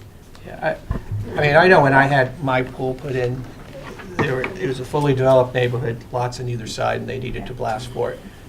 And there were no problems. Now, I suppose if you get somebody who doesn't know what he's doing, it's obviously very dangerous. But I had blasting in my location, and we never experienced a problem. Now, that's a sample space of one. I'm not saying it can't happen. I think it's strict liability. It's too. strict Yeah. liability, So and, if- yeah, it's strict liability, and the blasting that is done now isn't the old-fashioned kind of blasting. It's very, very focused, and it's done with, in a way, actually, there's a blasting restriction on this so that we don't do anything that pollutes the water. It's part of your approval. Blasting is a surgical science today to a certain Right. extent. And it's done, it is done, and every time there's a pre-blast survey that's done, there's strict liability. If someone has a claim, they can make a claim. Has there been any claims? Has anyone made a None. claim? None. Okay. All right, let me do this. Let me go around one more time. Are there any questions from the commission? I guess Sure. I do, actually. It would seem that the applicant has described a situation in which lots 11, 12, and 13 have already experienced all the blasting that they're going to experience. To the best of our knowledge to date, To the I think best that's a of your blanket statement. I knowledge. wouldn't be comfortable acknowledging that 100%. Okay. Any additional rock removal would probably be done with a hydraulic camera, though, so that's why So- we did it previously. A hydraulic camera as opposed to blasting. So the pools create a significant amount of extra blasting, especially most likely lots 1, 2, 7, and 10. I don't think that's a fair statement. We don't know that until you pre-drill to be able to determine what the rock is. We That's- anticipated that there might have been problems on 12, and there was not. So that's correct. So we don't know whether or not that will really require blasting. We also don't know whether or not lots 11, 12, and 13 would require additional blasting. 12 will not. 12 would not. You're confident about saying that 12 would not. So we've only got, so essentially what we're looking at is an increase in blasting for a possible 6 additional lots in an area the size of these pools. Well, 7 is most likely not going to require blasting. It's a downhill slope. 6 is a downhill slope, so there's not going to be any blasting on that as well with regards to foundation. And since we're not proposing pool on 6, it's a non-issue there as well too. As far as lots 1 and 2 are concerned, we may have to blast there. We haven't done pre-blasting there. And again, we don't know if we're going to have a pool. This may be the last time we're back for a pool. I mean, like I said, we've had 2 or 3 inquiries to it, and we were trying to be efficient with regard to seeing what the intelligence step would be in order to be able to come to the commission at this point. And it seems to me that if we boil this down to, I mean, before we were able to do a pool, we're going to have to come back here each individual time in any event. So whether we qualify it for lots 1, 2, 3, 4, 5, or 6 tonight, it You'll may still be, have to come back. We're still going to have to come back. So it may be that our concept of trying to be efficient in a blanket concept for pool pools is not applicable at this point. It may be on a case-by-case basis. It actually seems though, based upon the approval regs, that it's going to have to be on a case-by-case basis. But nearby residents are also expressing concerns about the specific pool that's being requested tonight on lot 12. But we've addressed the concerns for that pool. I believe we have. Right, and I think we've said there's not going to be any more blasting if you bring in a hydraulic hammer. Correct. To the extent there's additional rock that needs to come out. On least with- the on units 12. that are adjacent to 12 Right. and 13. On units 11 and 13, Right. correct. All right, I'm going to ask one more time from the public. Is there any more input anybody would like to give us on this application? Yes? Anne Marion, 146 Colonial Road. I don't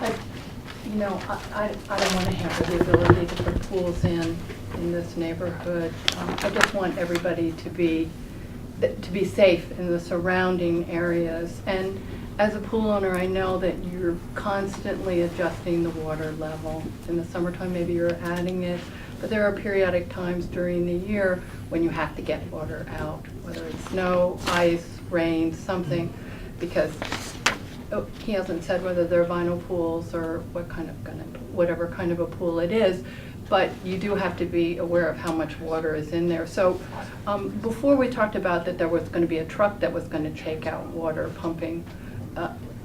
That's pretty amazing to think that there's going to be a truck pumping out maybe an inch or 2 of water, maybe 6 or 8 times, a year.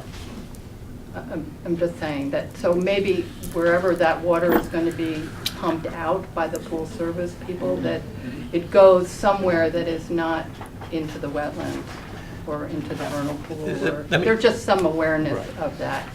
Let me just make Because the homeowner is going to be doing clear it. that the requirements that the homeowner is going to have, it's going to say that this needs to be pumped out. You can't siphon it off into the It says it in the letter. wetlands, right? Well, Kevin McGee's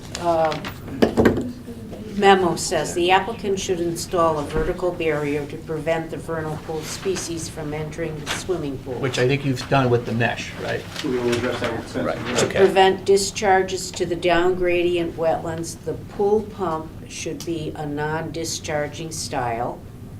If at any time the pool needs to be drained, the pool water should be pumped into a tanker and be properly disposed of. So Let that, me just ask you, how are you going to notice the homeowners that they have to get a truck in to pump this? I mean, I'll be honest with you, at my place, I used to siphon it off with a hose down the I hill. did You too, probably right- did the right same into the thing. wetland. I mean, so I just want to know, how would they be on notice that It would be part of the approval, obviously, and that caveat would carry with the deed conveyance. It's actually more than that. It'll actually go into the contract, because once this is part of this approval, we pull up those requirements and put them into the...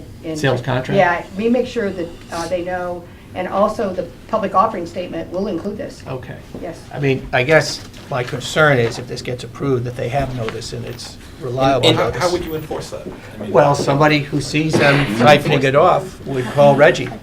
And then is it, because, that's not real. but where do we go with Kevin's letter? Because is it for, there's some extra rainwater, it's an inch above the line, so we're gonna run it off, or do we have to drain the pool to fix the liner, taking out 600 gallons or 6,000 gallons, or I don't know how, right? I mean, there's a big difference between that, or is it any, if it's an inch, it's gotta be in a truck? If it's the entire pool, I mean. Pretty much what his memo is saying. Is anything has to go into a truck. Where is his memo? It says It's so as anytime to prevent overflow. needs to be drained. Into the surrounding area. What I have seen done, because on mine, they needed to make a repair, they set up a pool, they pump the water out into the pool, they make the repair, then they take the water out of the portable pool they set up and put it back in, so you don't have to pay for all the new water. But, I mean, I think that people are on notice of it. If they siphon it out and they're not supposed to, then someone sees them and reports it. Then we enforce We it. enforce it. If this is approved. Okay. Any other questions or any other? I have one thing. Mr. Duffy, I think. Can you just show me on the map where your property is? Yeah, just making sure. Or never mind. Well, let's have Mr. Duffy do it. Okay.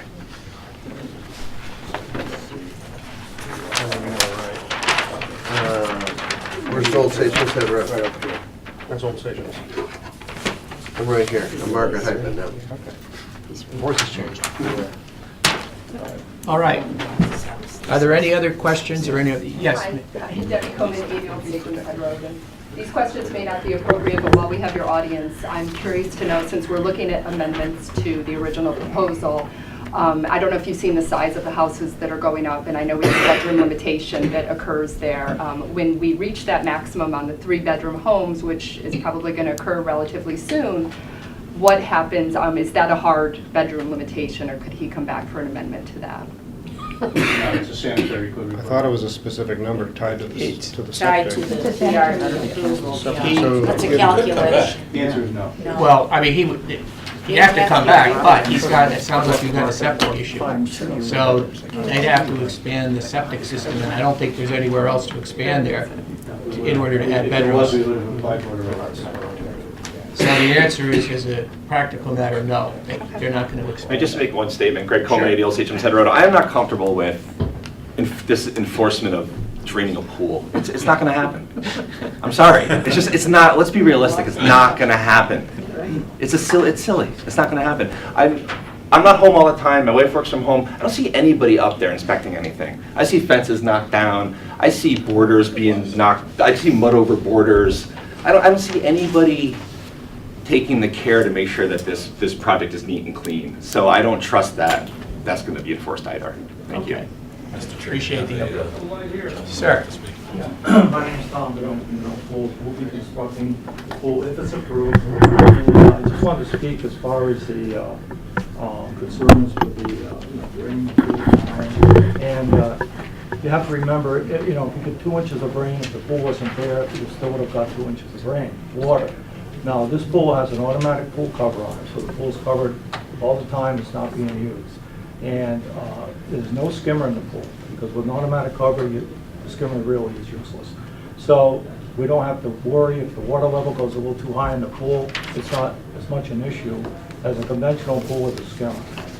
So as far as the water itself, because of the automatic cover, the chlorine level is extremely low, and 1 part per million. And so the impact, having done pools for 38 years and had to get involved with this type of concerns, we've had many pools where the DEP has allowed us to even de-water pools into wetland areas, as long as the chlorine levels drop below 1 part per million. There's no concern on it. Not that that would happen here, but I'm just saying that the de-watering of the pool is a rare issue, as far as if you get an excessive amount of rain, there's a lot of, you have that issue pretty much broadcast over everybody. Is the pool cover porous or non-porous? Non-porous.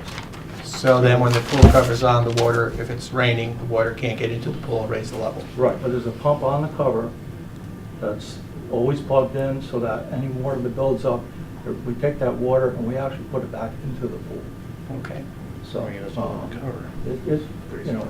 not as sensitive as a pool with a skimmer. Typically, a pool with a skimmer, if the water level goes above the skimmer, you de-water because none of the debris, the Right. floating debris, can get into the skimmer. Okay. All right. Any further questions from the commission? Can Tom? I ask a question? I was hoping that there would be somebody here, because the technology, the pools, my understanding, technology on pools has changed drastically in the last 10 years.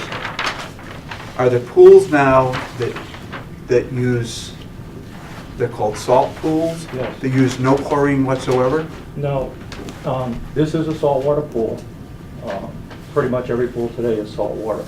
What we mean by that is we put regular sodium chloride table salt into the pool to bring the level of the salt up to approximately 3,000 parts per million, which is the same salinity level as a human teardrop. What we do is we actually run the water through an electronic cell, and we enter electricity to the cell. It's 24 volts, low voltage electricity. And by doing that, we actually develop a hypochlorous acid, gas, that goes into the water, and that's what disinfects the water. Salt and chlorine are pretty much the same thing, sodium chloride or sodium hypochlorite, which is liquid chlorine. But being a saltwater pool is a very green application because the homeowner doesn't store any chemicals on site. You're not using a chlorine that has a very, like a calcium base or a sodium base. And plus being, we're actually providing 100% free available chlorine. So it's a very safe type of disinfection. It's very popular and very safe to the environment. Okay. All right then. I think I'm going to close the public hearing on this matter. We have already agreed that we're not going to hear the Guilford Agricultural Society tonight, so I'll move forward and ask for an approval of the revised agenda. So moved. Second. All in favor? Aye. The first item on the agenda to deliberate on is Deborah Weedy, I need all those things back to the file. 116 Seaside Avenue. If I could please get a motion for that.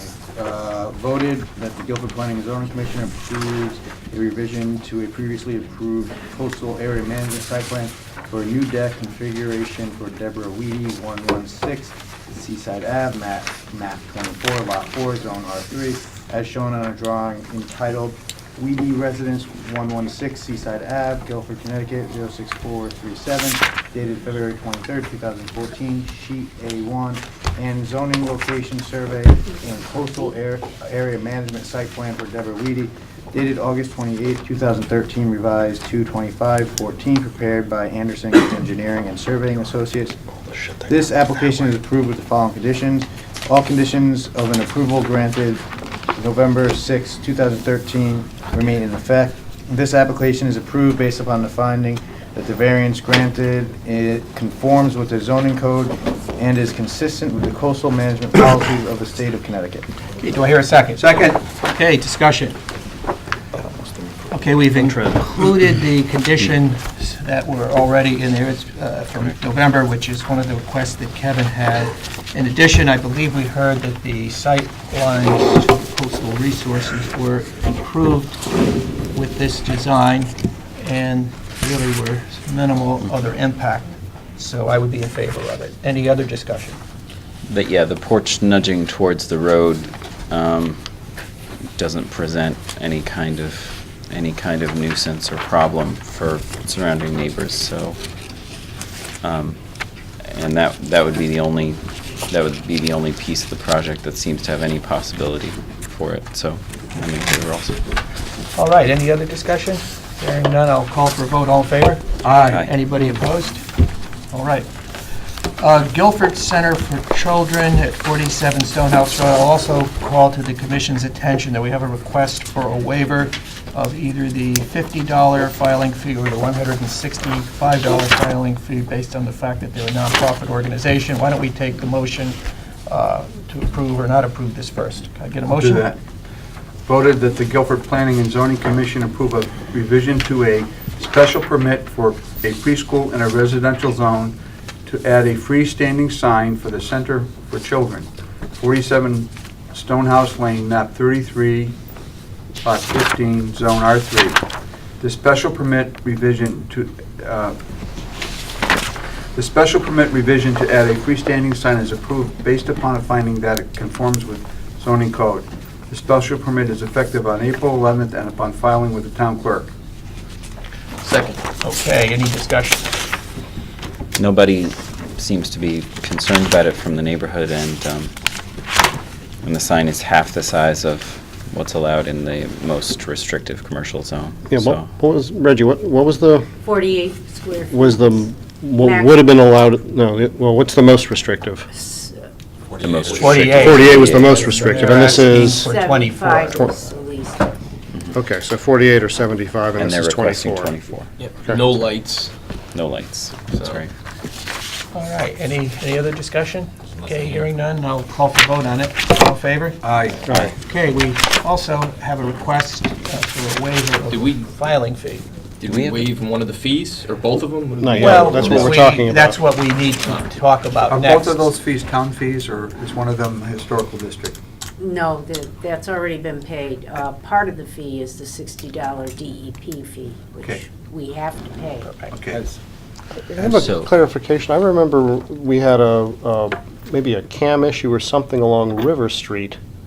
Maybe the retaining wall needed to be Correct. replaced, and I thought Walter, out of a That's right. moment of generosity, said, why don't we waive the fee for this poor property owner? And I thought the discussion was, we don't have the authority. Is that different than The discussion, sign? that was not, we don't have the authority. That discussion was, she had already paid it, Okay. and she had not requested a waiver. So we never Oh. got to the question of authority, because she, even though, I mean, I brought it up sua sponte, but she Wow. never, come on, man. We're lawyers. Sua sponte is not, By the anyway. court's own motion. Yeah, by the court's own motion, right? By our commission's own, I brought it up without her having brought it up. Okay. And so Oh, I okay. dropped it without pushing it any farther, because Reggie said, A, she'd paid it, and B, she had not requested a Oh, see, waiver. somehow I thought the discussion was we didn't have the authority, because somebody asked me, and I said, I don't think we have the authority to waive these fees. I brought it up because it was the But in fact, we town's do have the water authority to draining waive through fees? We her do. property. Yeah, it's your fee. But we can't waive the DEP portion, right? Right. Well, we So- could, but we don't, we shouldn't. We Well, can't. we, Well, we could, the Well, town would have to pay it. now you, Right. I mean, Did she pay any of it yet? She paid, I think she said she paid the $50 initial fee. and the 165. She paid historic district, then she paid 50. I think she paid 50 to historic, 50 to the original application. Now she has a 165 special permit. For So this we'd have to remit a check back to her? No, we No. would say that Well, we would waive $105 because the 60 has to go to DEP, Well, did right? she already pay it, though? No. Okay, okay. Ah. I'll So- second that motion. Which Yeah. one? The one he just made. Wait, so 105. The simplest answer for us would be if we were in favor of waiver, since the 50 has already been paid to the historic district and 60 must be paid to DEP, we would waive $105 of the $165 And she's fee. also asking for a waiver of the planning and zoning sign permit fee. Which is 50. That's the is second $50. $50 one.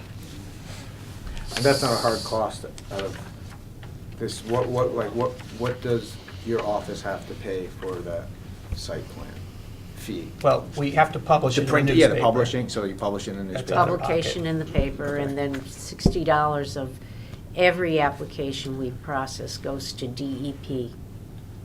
Right, so we're saying 105 out of the 165 to give 60 to the DEP, and maybe 5 to cover the cost of the newspaper notice. So we would give them $100 off. It's like Monty I was Hall. talking about the $50 fee. Plus the $50 sign permit. She has a strong hardship argument, though. So Right, she we absolutely we does. do I mean, have if she's a- truly nonprofit and serving low-income people, it's sort of important for her to be considered. Well, Frank, why don't you make a $100 is a lot of motion? money to some of these organizations. It's a lot of money. I mean, if you found $100 on the sidewalk, you'd be in a pretty good mood for the rest of the week. I would too. I'd even buy a beer. Yeah. This has been a great conversation. Why I think don't- that Frank should make a motion. I think we did have a motion to waive. Yeah, I made a motion. Nobody Seconded seconded yet. it. We had a second. And I so second it. Does Yeah, somebody but how want about to the change? What sign about the- permit? What about the $50 sign permit Are you in gonna addition to the include that in 105? there?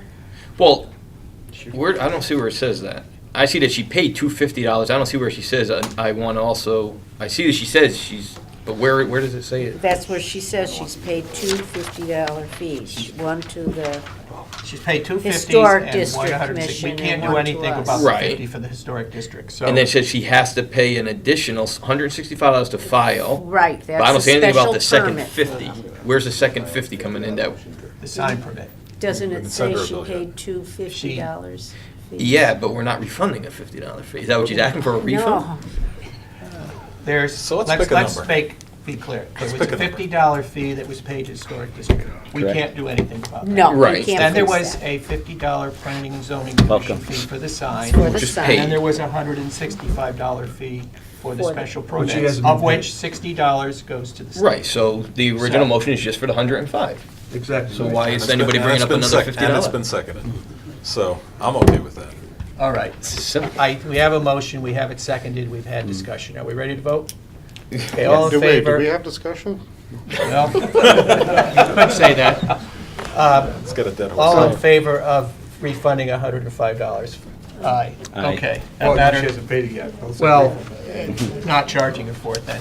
All right, let's move forward with the Benton Knowles application. If I can get a motion? It is voted that the Guilford Planning and Zoning Commission approve a PRD special permit We'll get them revision to include in-ground pools and surrounding paver patio systems for Benton Knowles LLC, Colonial Road, map 8, lot 24, zone R5, as shown on a typical pool.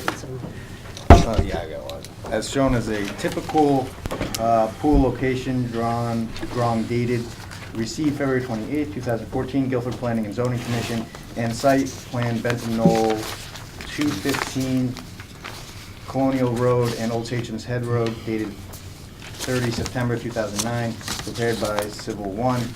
This application is approved with the following conditions. Maintenance of a rain garden should be conducted in accordance to the approved stormwater maintenance plan. Installation of vertical barrier to prevent the vernal pool species from entering the swimming pool. Non-discharge style pump for the pools. If a pool needs to be drained, pool water should be pumped into a tanker and properly disposed of. Shall be pumped Might into be. a tanker and properly disposed of. The only lots which we are covering right now would be lot 12, 1, well, the permit is for lot 12, but in addition, 1, 2, 13, 11, 10, and 7. This PRD special permit revision to include in-ground swimming pools is approved based upon a finding that it conforms with the zoning code. The special permit is effective on April 11, 2014, and upon filing with the town clerk. Okay, do I hear a second? For purposes of discussion, I'll second it. Okay, discussion. I think that this is an IWC referral. As our Inland Wetlands Commission liaison, some of the concerns that were brought up by residents require some additional expertise about runoff that we don't necessarily have, and also with inland wetlands in the surrounding area, even though they're not within the 100-foot review area, the most appropriate way to fully address the significant amount of popular opposition from contiguous and nearby land owners who are also down gradient from this project would be to refer this to IWC for a review of the hydrology of putting in the additional pools. What sort of authority, Walter, do we have to do that? I mean, it's Special not, permit, we can do whatever we want. We can refer, it's a special permit revision, we but can it's, do did anything. they have jurisdiction since it's not within the 100-foot review area? If it's foreseeable that We the do. water would flow into that area, you can go forever. Inland wetlands has jurisdiction anywhere that inland wetlands may be affected. They just have automatic, things are referred to them automatically within 100 feet. Why didn't staff refer it to them in the first place then? because there was no activity that was proposed within 100 feet of the wetlands. Correct. It didn't trigger the automatic They did- review. That's not the staff doesn't But automatically refer but it based under off those of what came conditions. out in the discussion and the input from some of the property owners, I think that additional information was brought to the attention of the commission. There's And I no- guess that's why Walter's bringing it up now. There's no staff error All right. here. Anyone else having input on this? Well, I couldn't vote for this the way, even though I seconded it, I couldn't have voted for it the way it is because I think we ferreted out that there is no such thing as a blanket permit. And that's kind of what this says in here, so that, for me, it would come out.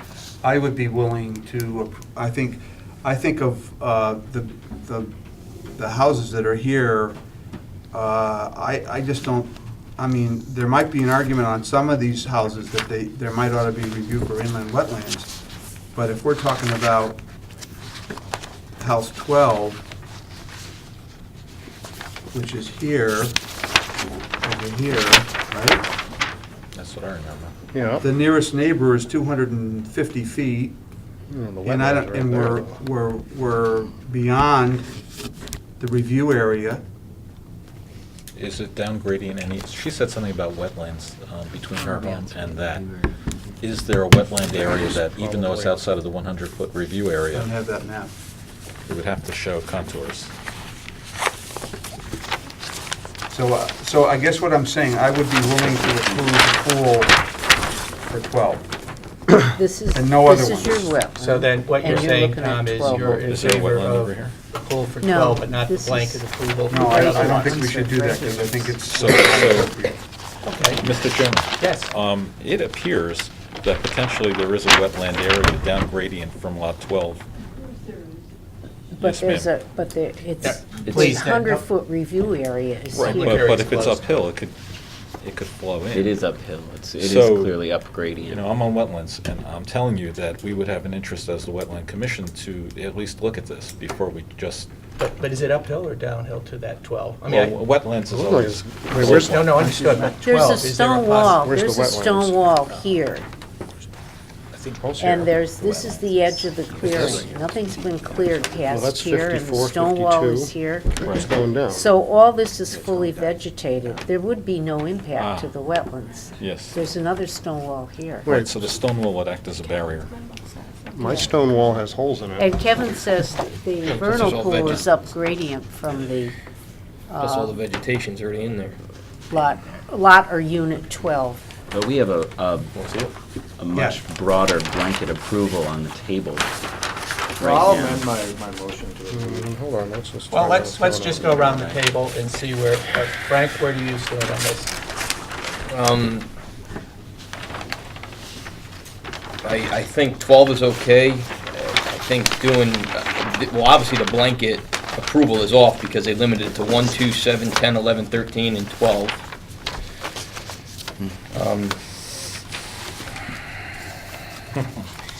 Well, Yeah, I but need more time to think about Okay. it. my feeling is I would be in favor, although this isn't the motion that's on the table, of approving 12 and sending the rest of the lots back for an inland wetlands review. And then after that review's completed, they can either come back here and request a blanket approval in the sense that pools are permitted, but still have to come in one at a time. I think by approving 12, and they're going to have to come back in anyways for each lot, so I don't think it's that much of a burden right now to require the other ones to go to inland wetlands and then either come back for a overall approval or to come back individually for each lot. Because 12 has no blasting. Right. But from what I've heard No tonight, impact. 12 doesn't sound to me like there's any issues that can't be resolved at this commission's meeting. The other ones, I'm not so sure about. And like I said, they're going to have to come back anyways for each one that they want, so I don't think we're adding that much of a burden on the applicant in this case. Okay, I'll withdraw my motion. I'll withdraw Well- the second.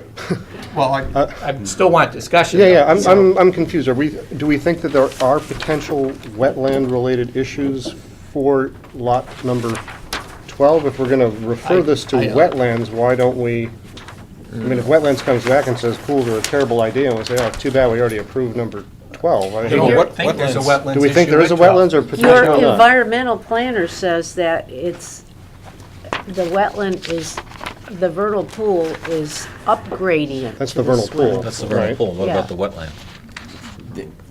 No, there's so much vegetation between that and the two And you stone walls. have stone walls, and you have an area that hasn't been cleared. Stone walls because which are it's- impervious? Right, or- but, Well, but to look be at- frank, look at your map. they're I'm not, just they're not asking. sending any water out of the pools according to their experts, so maybe it's all moot anyway.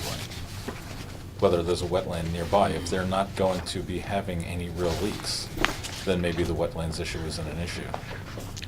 I'm a little bit worried about the current condition of this site. I happen to have reviewed this site a couple of times, but it was not in this, I was not Have you thinking been of on the this site? context. I live in Indian Cove. I mean, I've stopped by that site. We were quite close to it on our last site walk. Right. And I've been there in a couple of other contexts. The problem that I've got here is really the rock and the increased blasting and the effects on the surrounding neighbors when it comes to runoff hydrology, the effect on their septic and the effect on their water, because So water is a very tenuous thing out there. But- I live in Indian Cove, and we've got, a lot of different rock and So what are you water suggesting? problems.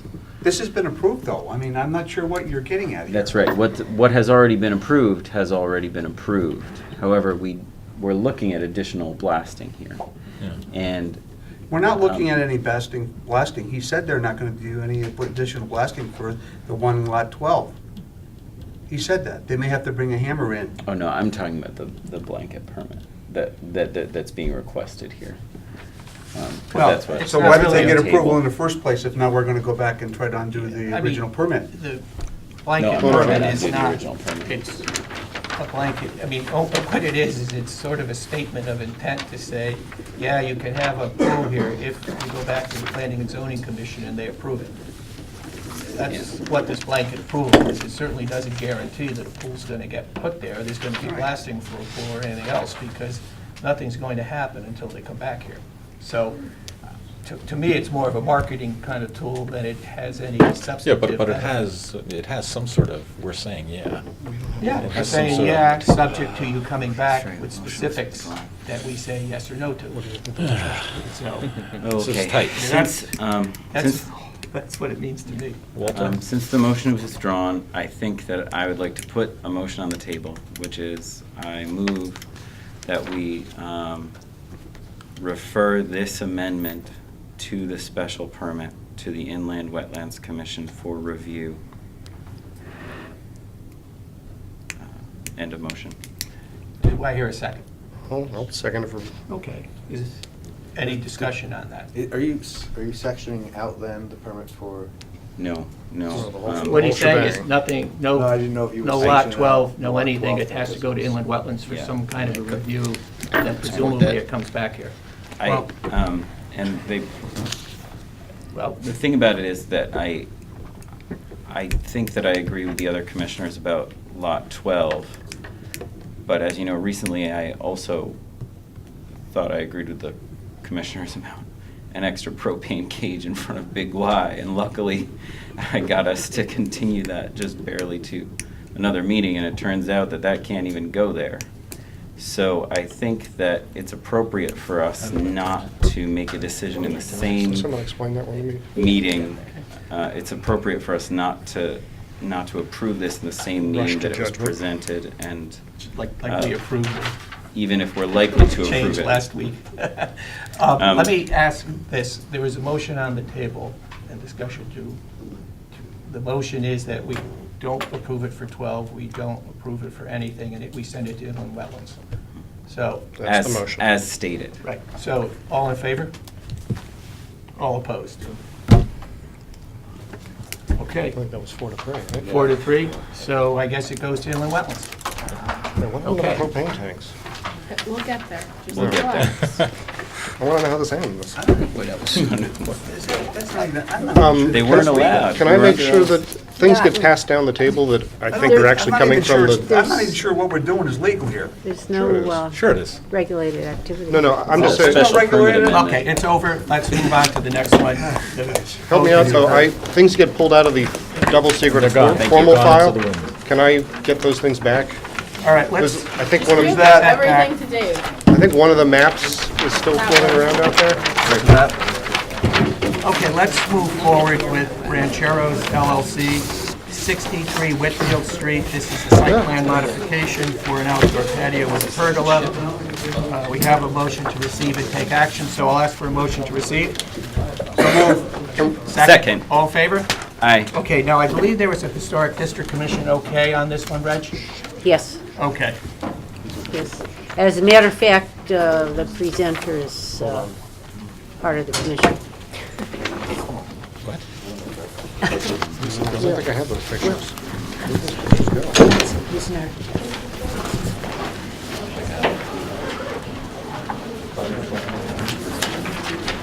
There are no wetlands associated with this application. How do you know? Cold. There's no wetlands. All right, are you ready, sir? Yes. Please. No, there isn't. Will Thompson, I'm an architect here in Guilford, 28 South Fair Street. I'm here representing Rancheros LLC. The property is 63 Whitfield Street. Rancheros is an existing tenant. They have an existing restaurant at the back of the building. By way of reference, Whitfield Street's over here. This is Centro Pizza, Toy Store, Rancheros, Some Siam. This is a private right-of-way, existing parking layout. This is a compilation plan. It's based on an earlier A2 survey, but we're asking for a very concise amendment to an earlier site plan. So I request a waiver of the full A2 plan rules. The area that we are here for you tonight about is, right now there's an existing patio seating area in the restaurant. We wish to increase that outdoor area by 4'8" and turn the patio into a raised accessory deck that's basically a plinth-like deck about 8 inches above grade. We would ask to adjust the location of these 4 parking spaces by that 4'8". So basically the same size spaces are shifted. The rest of the parking plan can remain the same, although it's not necessary for our needs, but we suggest relocating existing space here slightly to the east because the restriction point of access is right there. Whether our plan happens or not, that could occur. And it's not, our plan is not dependent upon that, but we'd recommend that.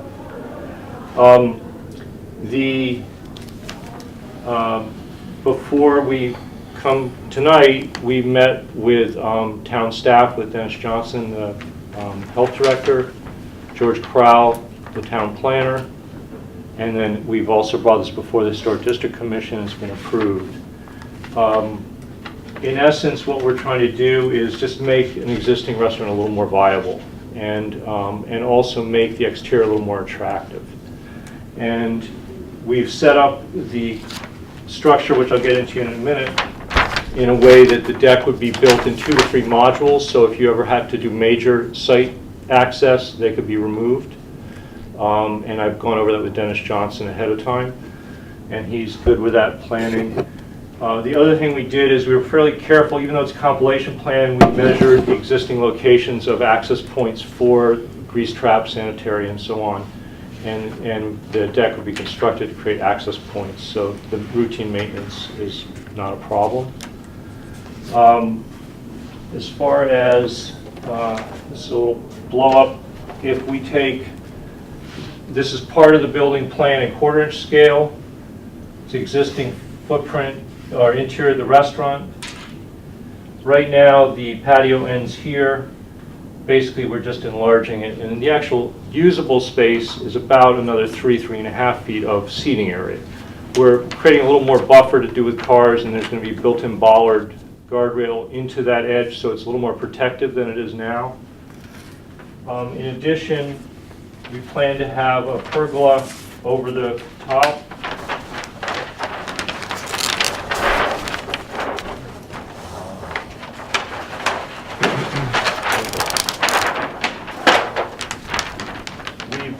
We presented this pergola to the Historic District Commission as an option. It's something that the tenant would like to do, but we may or may not do it based on budget at this moment, but I'd like to approval including it. And in essence, what it is it ties into the roof, and it just creates a bit more kind of more personal scale to do with the way the restaurant functions. I should mention that the restaurant is reconfiguring their menu to be a little more bistro style, and it's got a new name of South Lane. South Lane. South Lane used to be Whitfield Street, and that's why we selected that particular name. Okay. Those are the main items.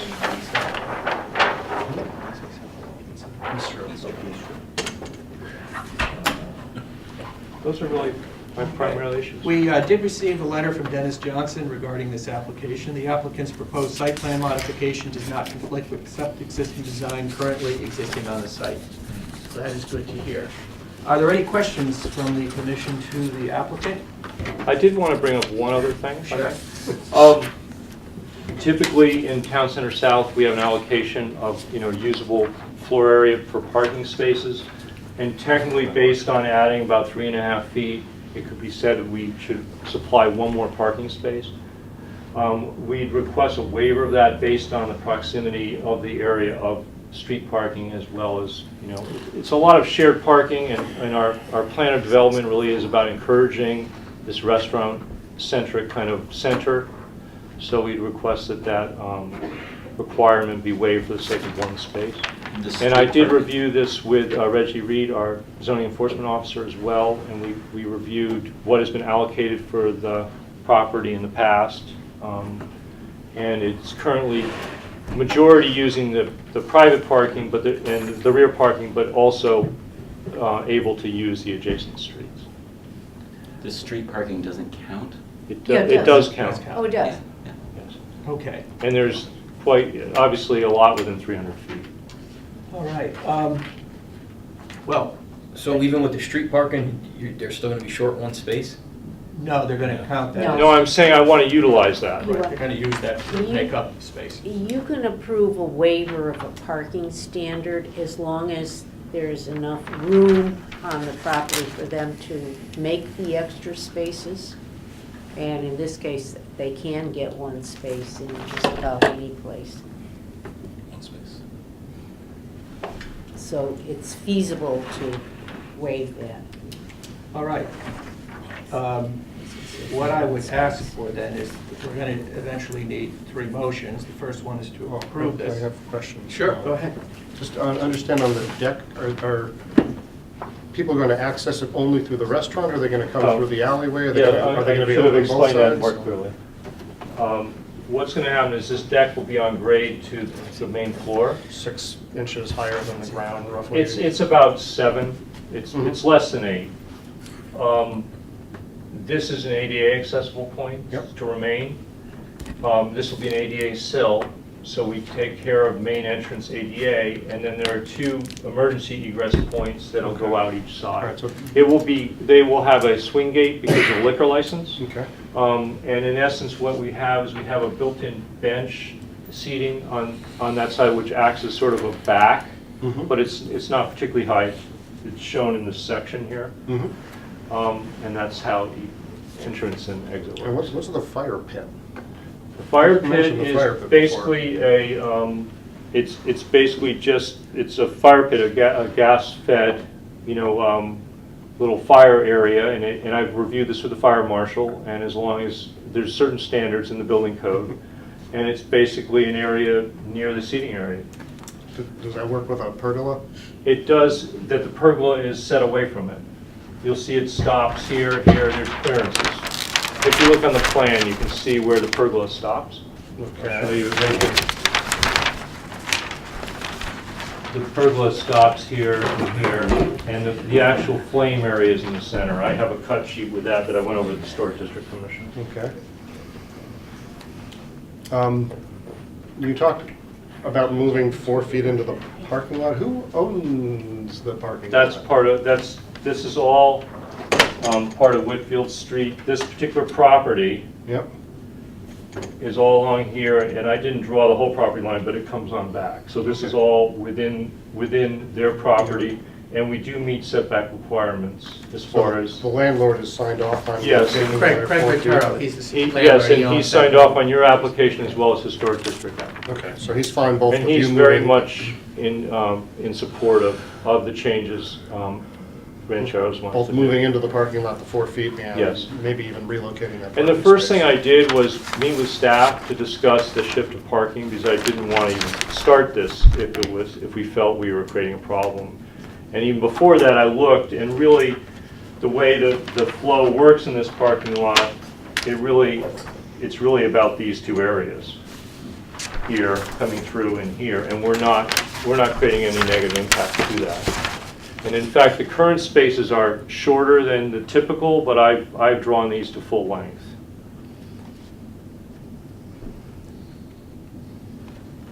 Okay. We have a request for a site plan waiver, we have a request for a waiver of the parking requirement, and then we have a request for the actual application itself. So if I could ask someone to please propose these motions, and then we'll take them one at a time.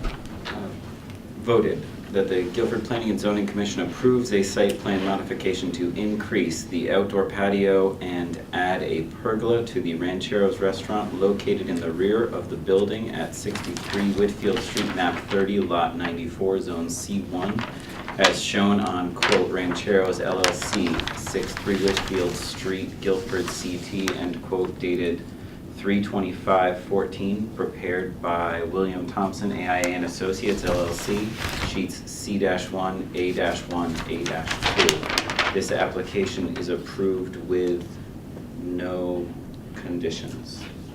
This application is approved based upon a finding that it conforms with the zoning code. Okay, we'll take this one first, and then we'll take up the other two. So do I hear a second? Second. Discussion. Are there any conditions that anybody is concerned about here that I didn't hear anything that was particularly... Is there a bench that's looking into the parking lot? No. Oh, what is that? What bench area happens is there's a bench with its back to the parking here and here for these deuce tables. Bench with its... In other words, it's like a bench seat. It has a back, which helps create a little bit Facing more barrier. inward. So they are Okay. looking in towards the restaurant. Really the extension of the patio. Okay, so when it says wood bench adjacent to parking, Yeah. you didn't really mean that. No, what's really happening Yeah, it's is... facing inward. Right, and the Okay. parking's out here. Okay. Yes. Okay, any discussion that anybody has concerning the application? All right, call for vote, all in favor? Aye. Anybody opposed? Okay, why don't we take the parking waiver? Someone will just make a motion to waive the one parking spot. I move we make a waiver for one parking spot for Rancheros. Second. I don't know how to describe this, though, I mean. I think that's fine. No, second it. Any discussion in that matter? Okay, hearing none, I'll call for vote. All in favor? Aye. Anybody opposed? And then the last item is the site plan waiver. We can just get a motion to I'll amend. move that. Okay, do I hear a second? Second. Okay, any discussion? Yeah, we're familiar with what this looks like and the current condition of the patio and the comparative extension of it, and the approximate push out that it might have. Also with the waiver of the parking space that we just did, there's so much space in the back and the front that there's no problem with that. Okay. All right, any further discussion? Hearing none, I'll call for a vote. All in favor? Aye. Okay, you're all set. Thank you very much. All right, Big Y Supermarket, 850. Thank you so much. Welcome. Boston Post Roads, revision to site plan for additional propane tank and front storage to be provided by Pinnacle Propane Express. Is there anybody here from Reg? Reg? Oh, right. Yes. Is there anybody here from Big Y? No, Thank you. they're not coming because they know that the fire marshal would not approve the Okay, location so of have the they withdrawn, second. have they withdrawn the? No, they have not. Okay, well then, my suggestion is, since the fire chief But- has denied it. But they know that they can't have it. I spoke to the store manager today, and he said, actually, the more he thought about it, it's just as well because it would have cut into his display area. All right. His outdoor Well, display area. maybe we can get a motion to deny the application if there's, someone will make one. I'll move that. Second. Can I just get a little history? What exactly happened? So it looks like Walter sent an email to the fire chief? After reviewing the site, I sent an email to the chief asking him about a couple of points since we had. Of your own approved- volition you did this? Correct. Okay. We approved the retail aspect. We approved 50 linear feet at an earlier time. This is part of the major And we approval in general. And our Yes. permit Okay. did not contemplate propane specifically, but Right. it did approve retail in general. The applicant's application included a lot of talk about a natural look to the overall display area, which obviously the propane cage didn't have. So it was not completely meeting our current approval. I also was concerned about a couple of things that I didn't know how they related to the fire code. The chief sent me back an email, as you can see above, where he said that he assured me that everything is up to code under the current conditions and that the extra cage is not allowed. And why not? Because it's more than the site. There was a distance, it didn't meet the distance requirements with the increased pounds of propane being stored. So he was okay with what's there, but to increase it to what was being Due to asked for. distance requirements with the increased pounds of propane, distance, what, do we know? We don't know. It wasn't clear to me, but Okay. he apparently, there's too much, the way I read it is there's too much propane stored in an area that's too small. Close together, Right. correct.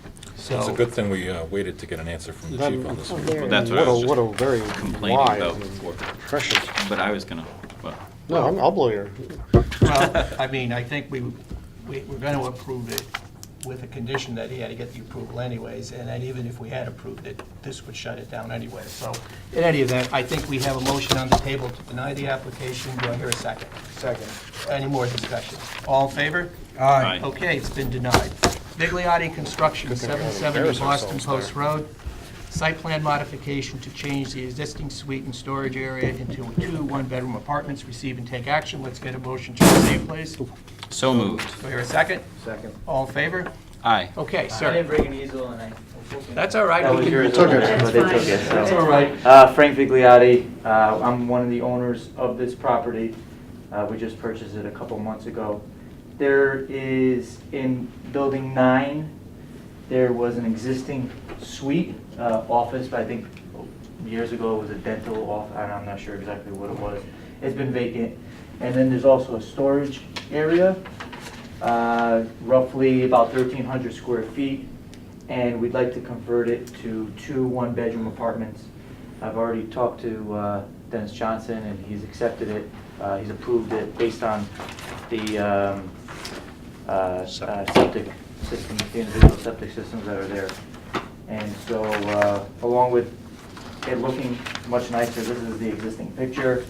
This is a little, Oh, you gotta change the roof. yeah, a little change, it'll, that's where the bedrooms are gonna be located. The bedrooms will have windows, so it'll be an egress for the bedrooms. And then that's basically adding a couple bathrooms and kitchen, so.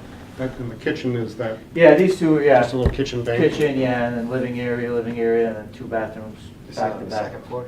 Yeah, it's on the 2nd floor, yeah. Right now, there's the child daycare center. I forgot what it was called.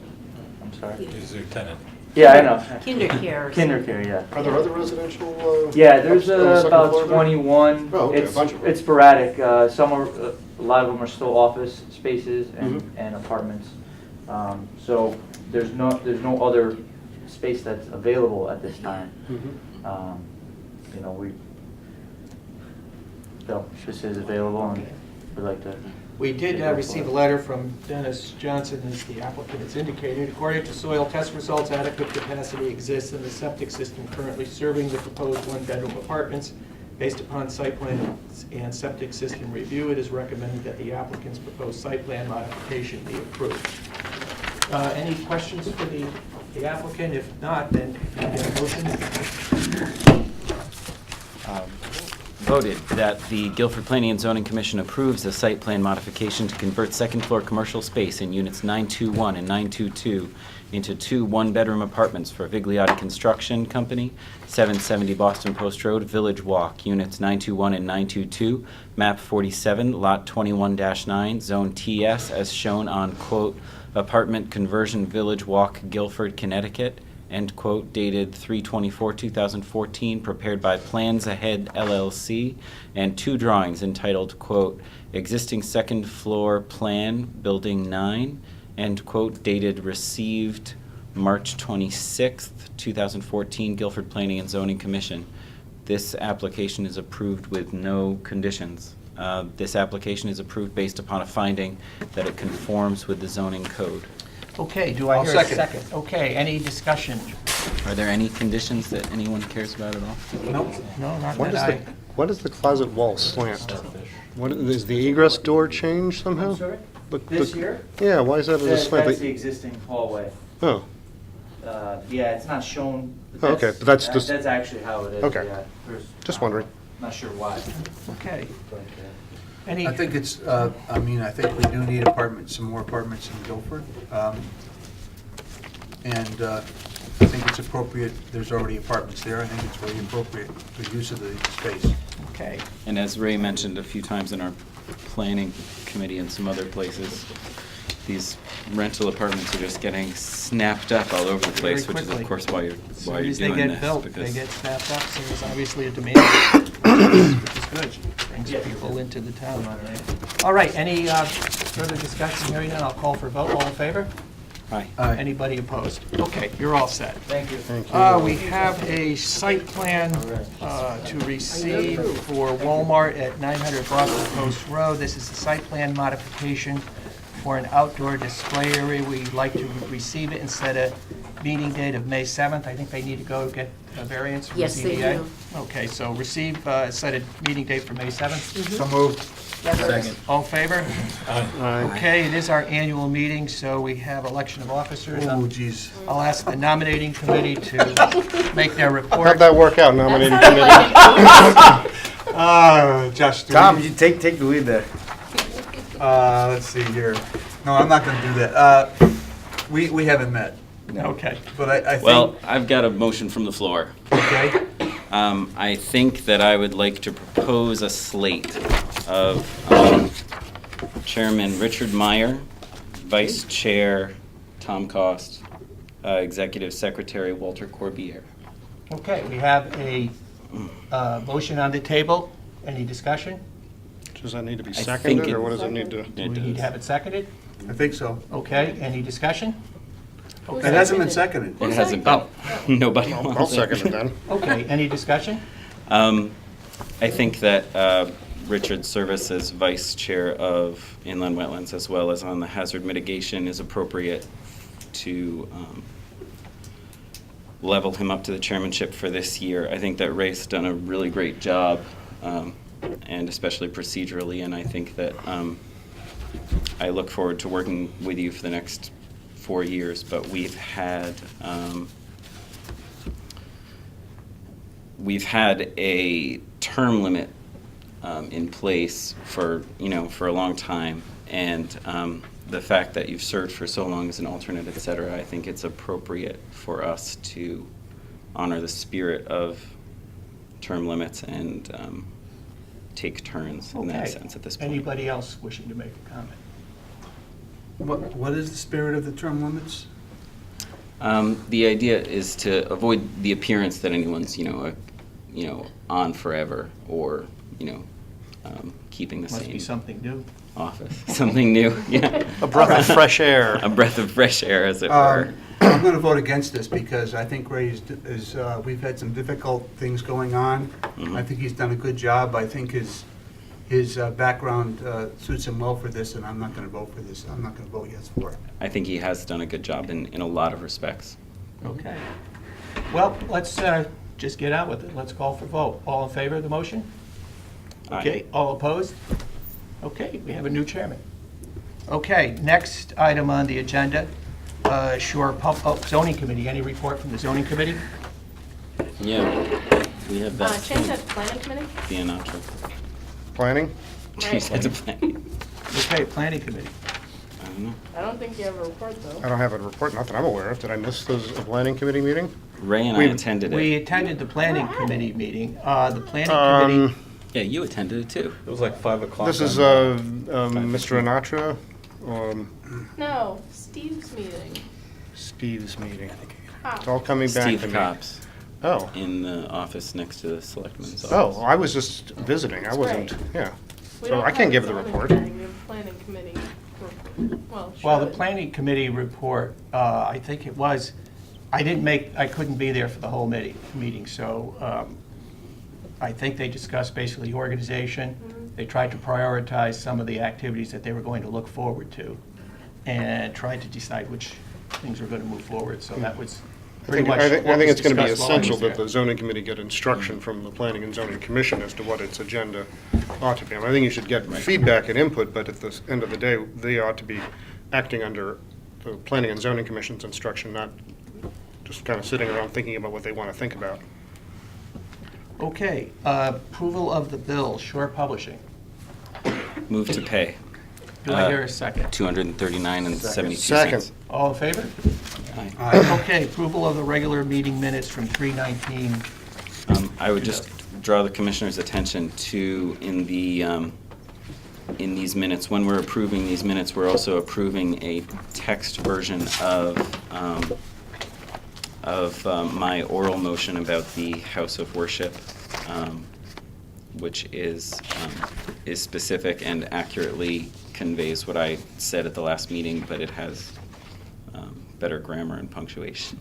Okay. Than I had. Fair enough. Any other Cleaned up. changes, updates, or changes? Hearing none, I'll call for a vote on that. All in favor? Aye. Anybody opposed? Okay, having no more. No bills? It's paid. No Pay the more bills. items, I'm going to call for the motion to adjourn. So moved. All in favor? Aye. Aye. Okay, we're adjourned.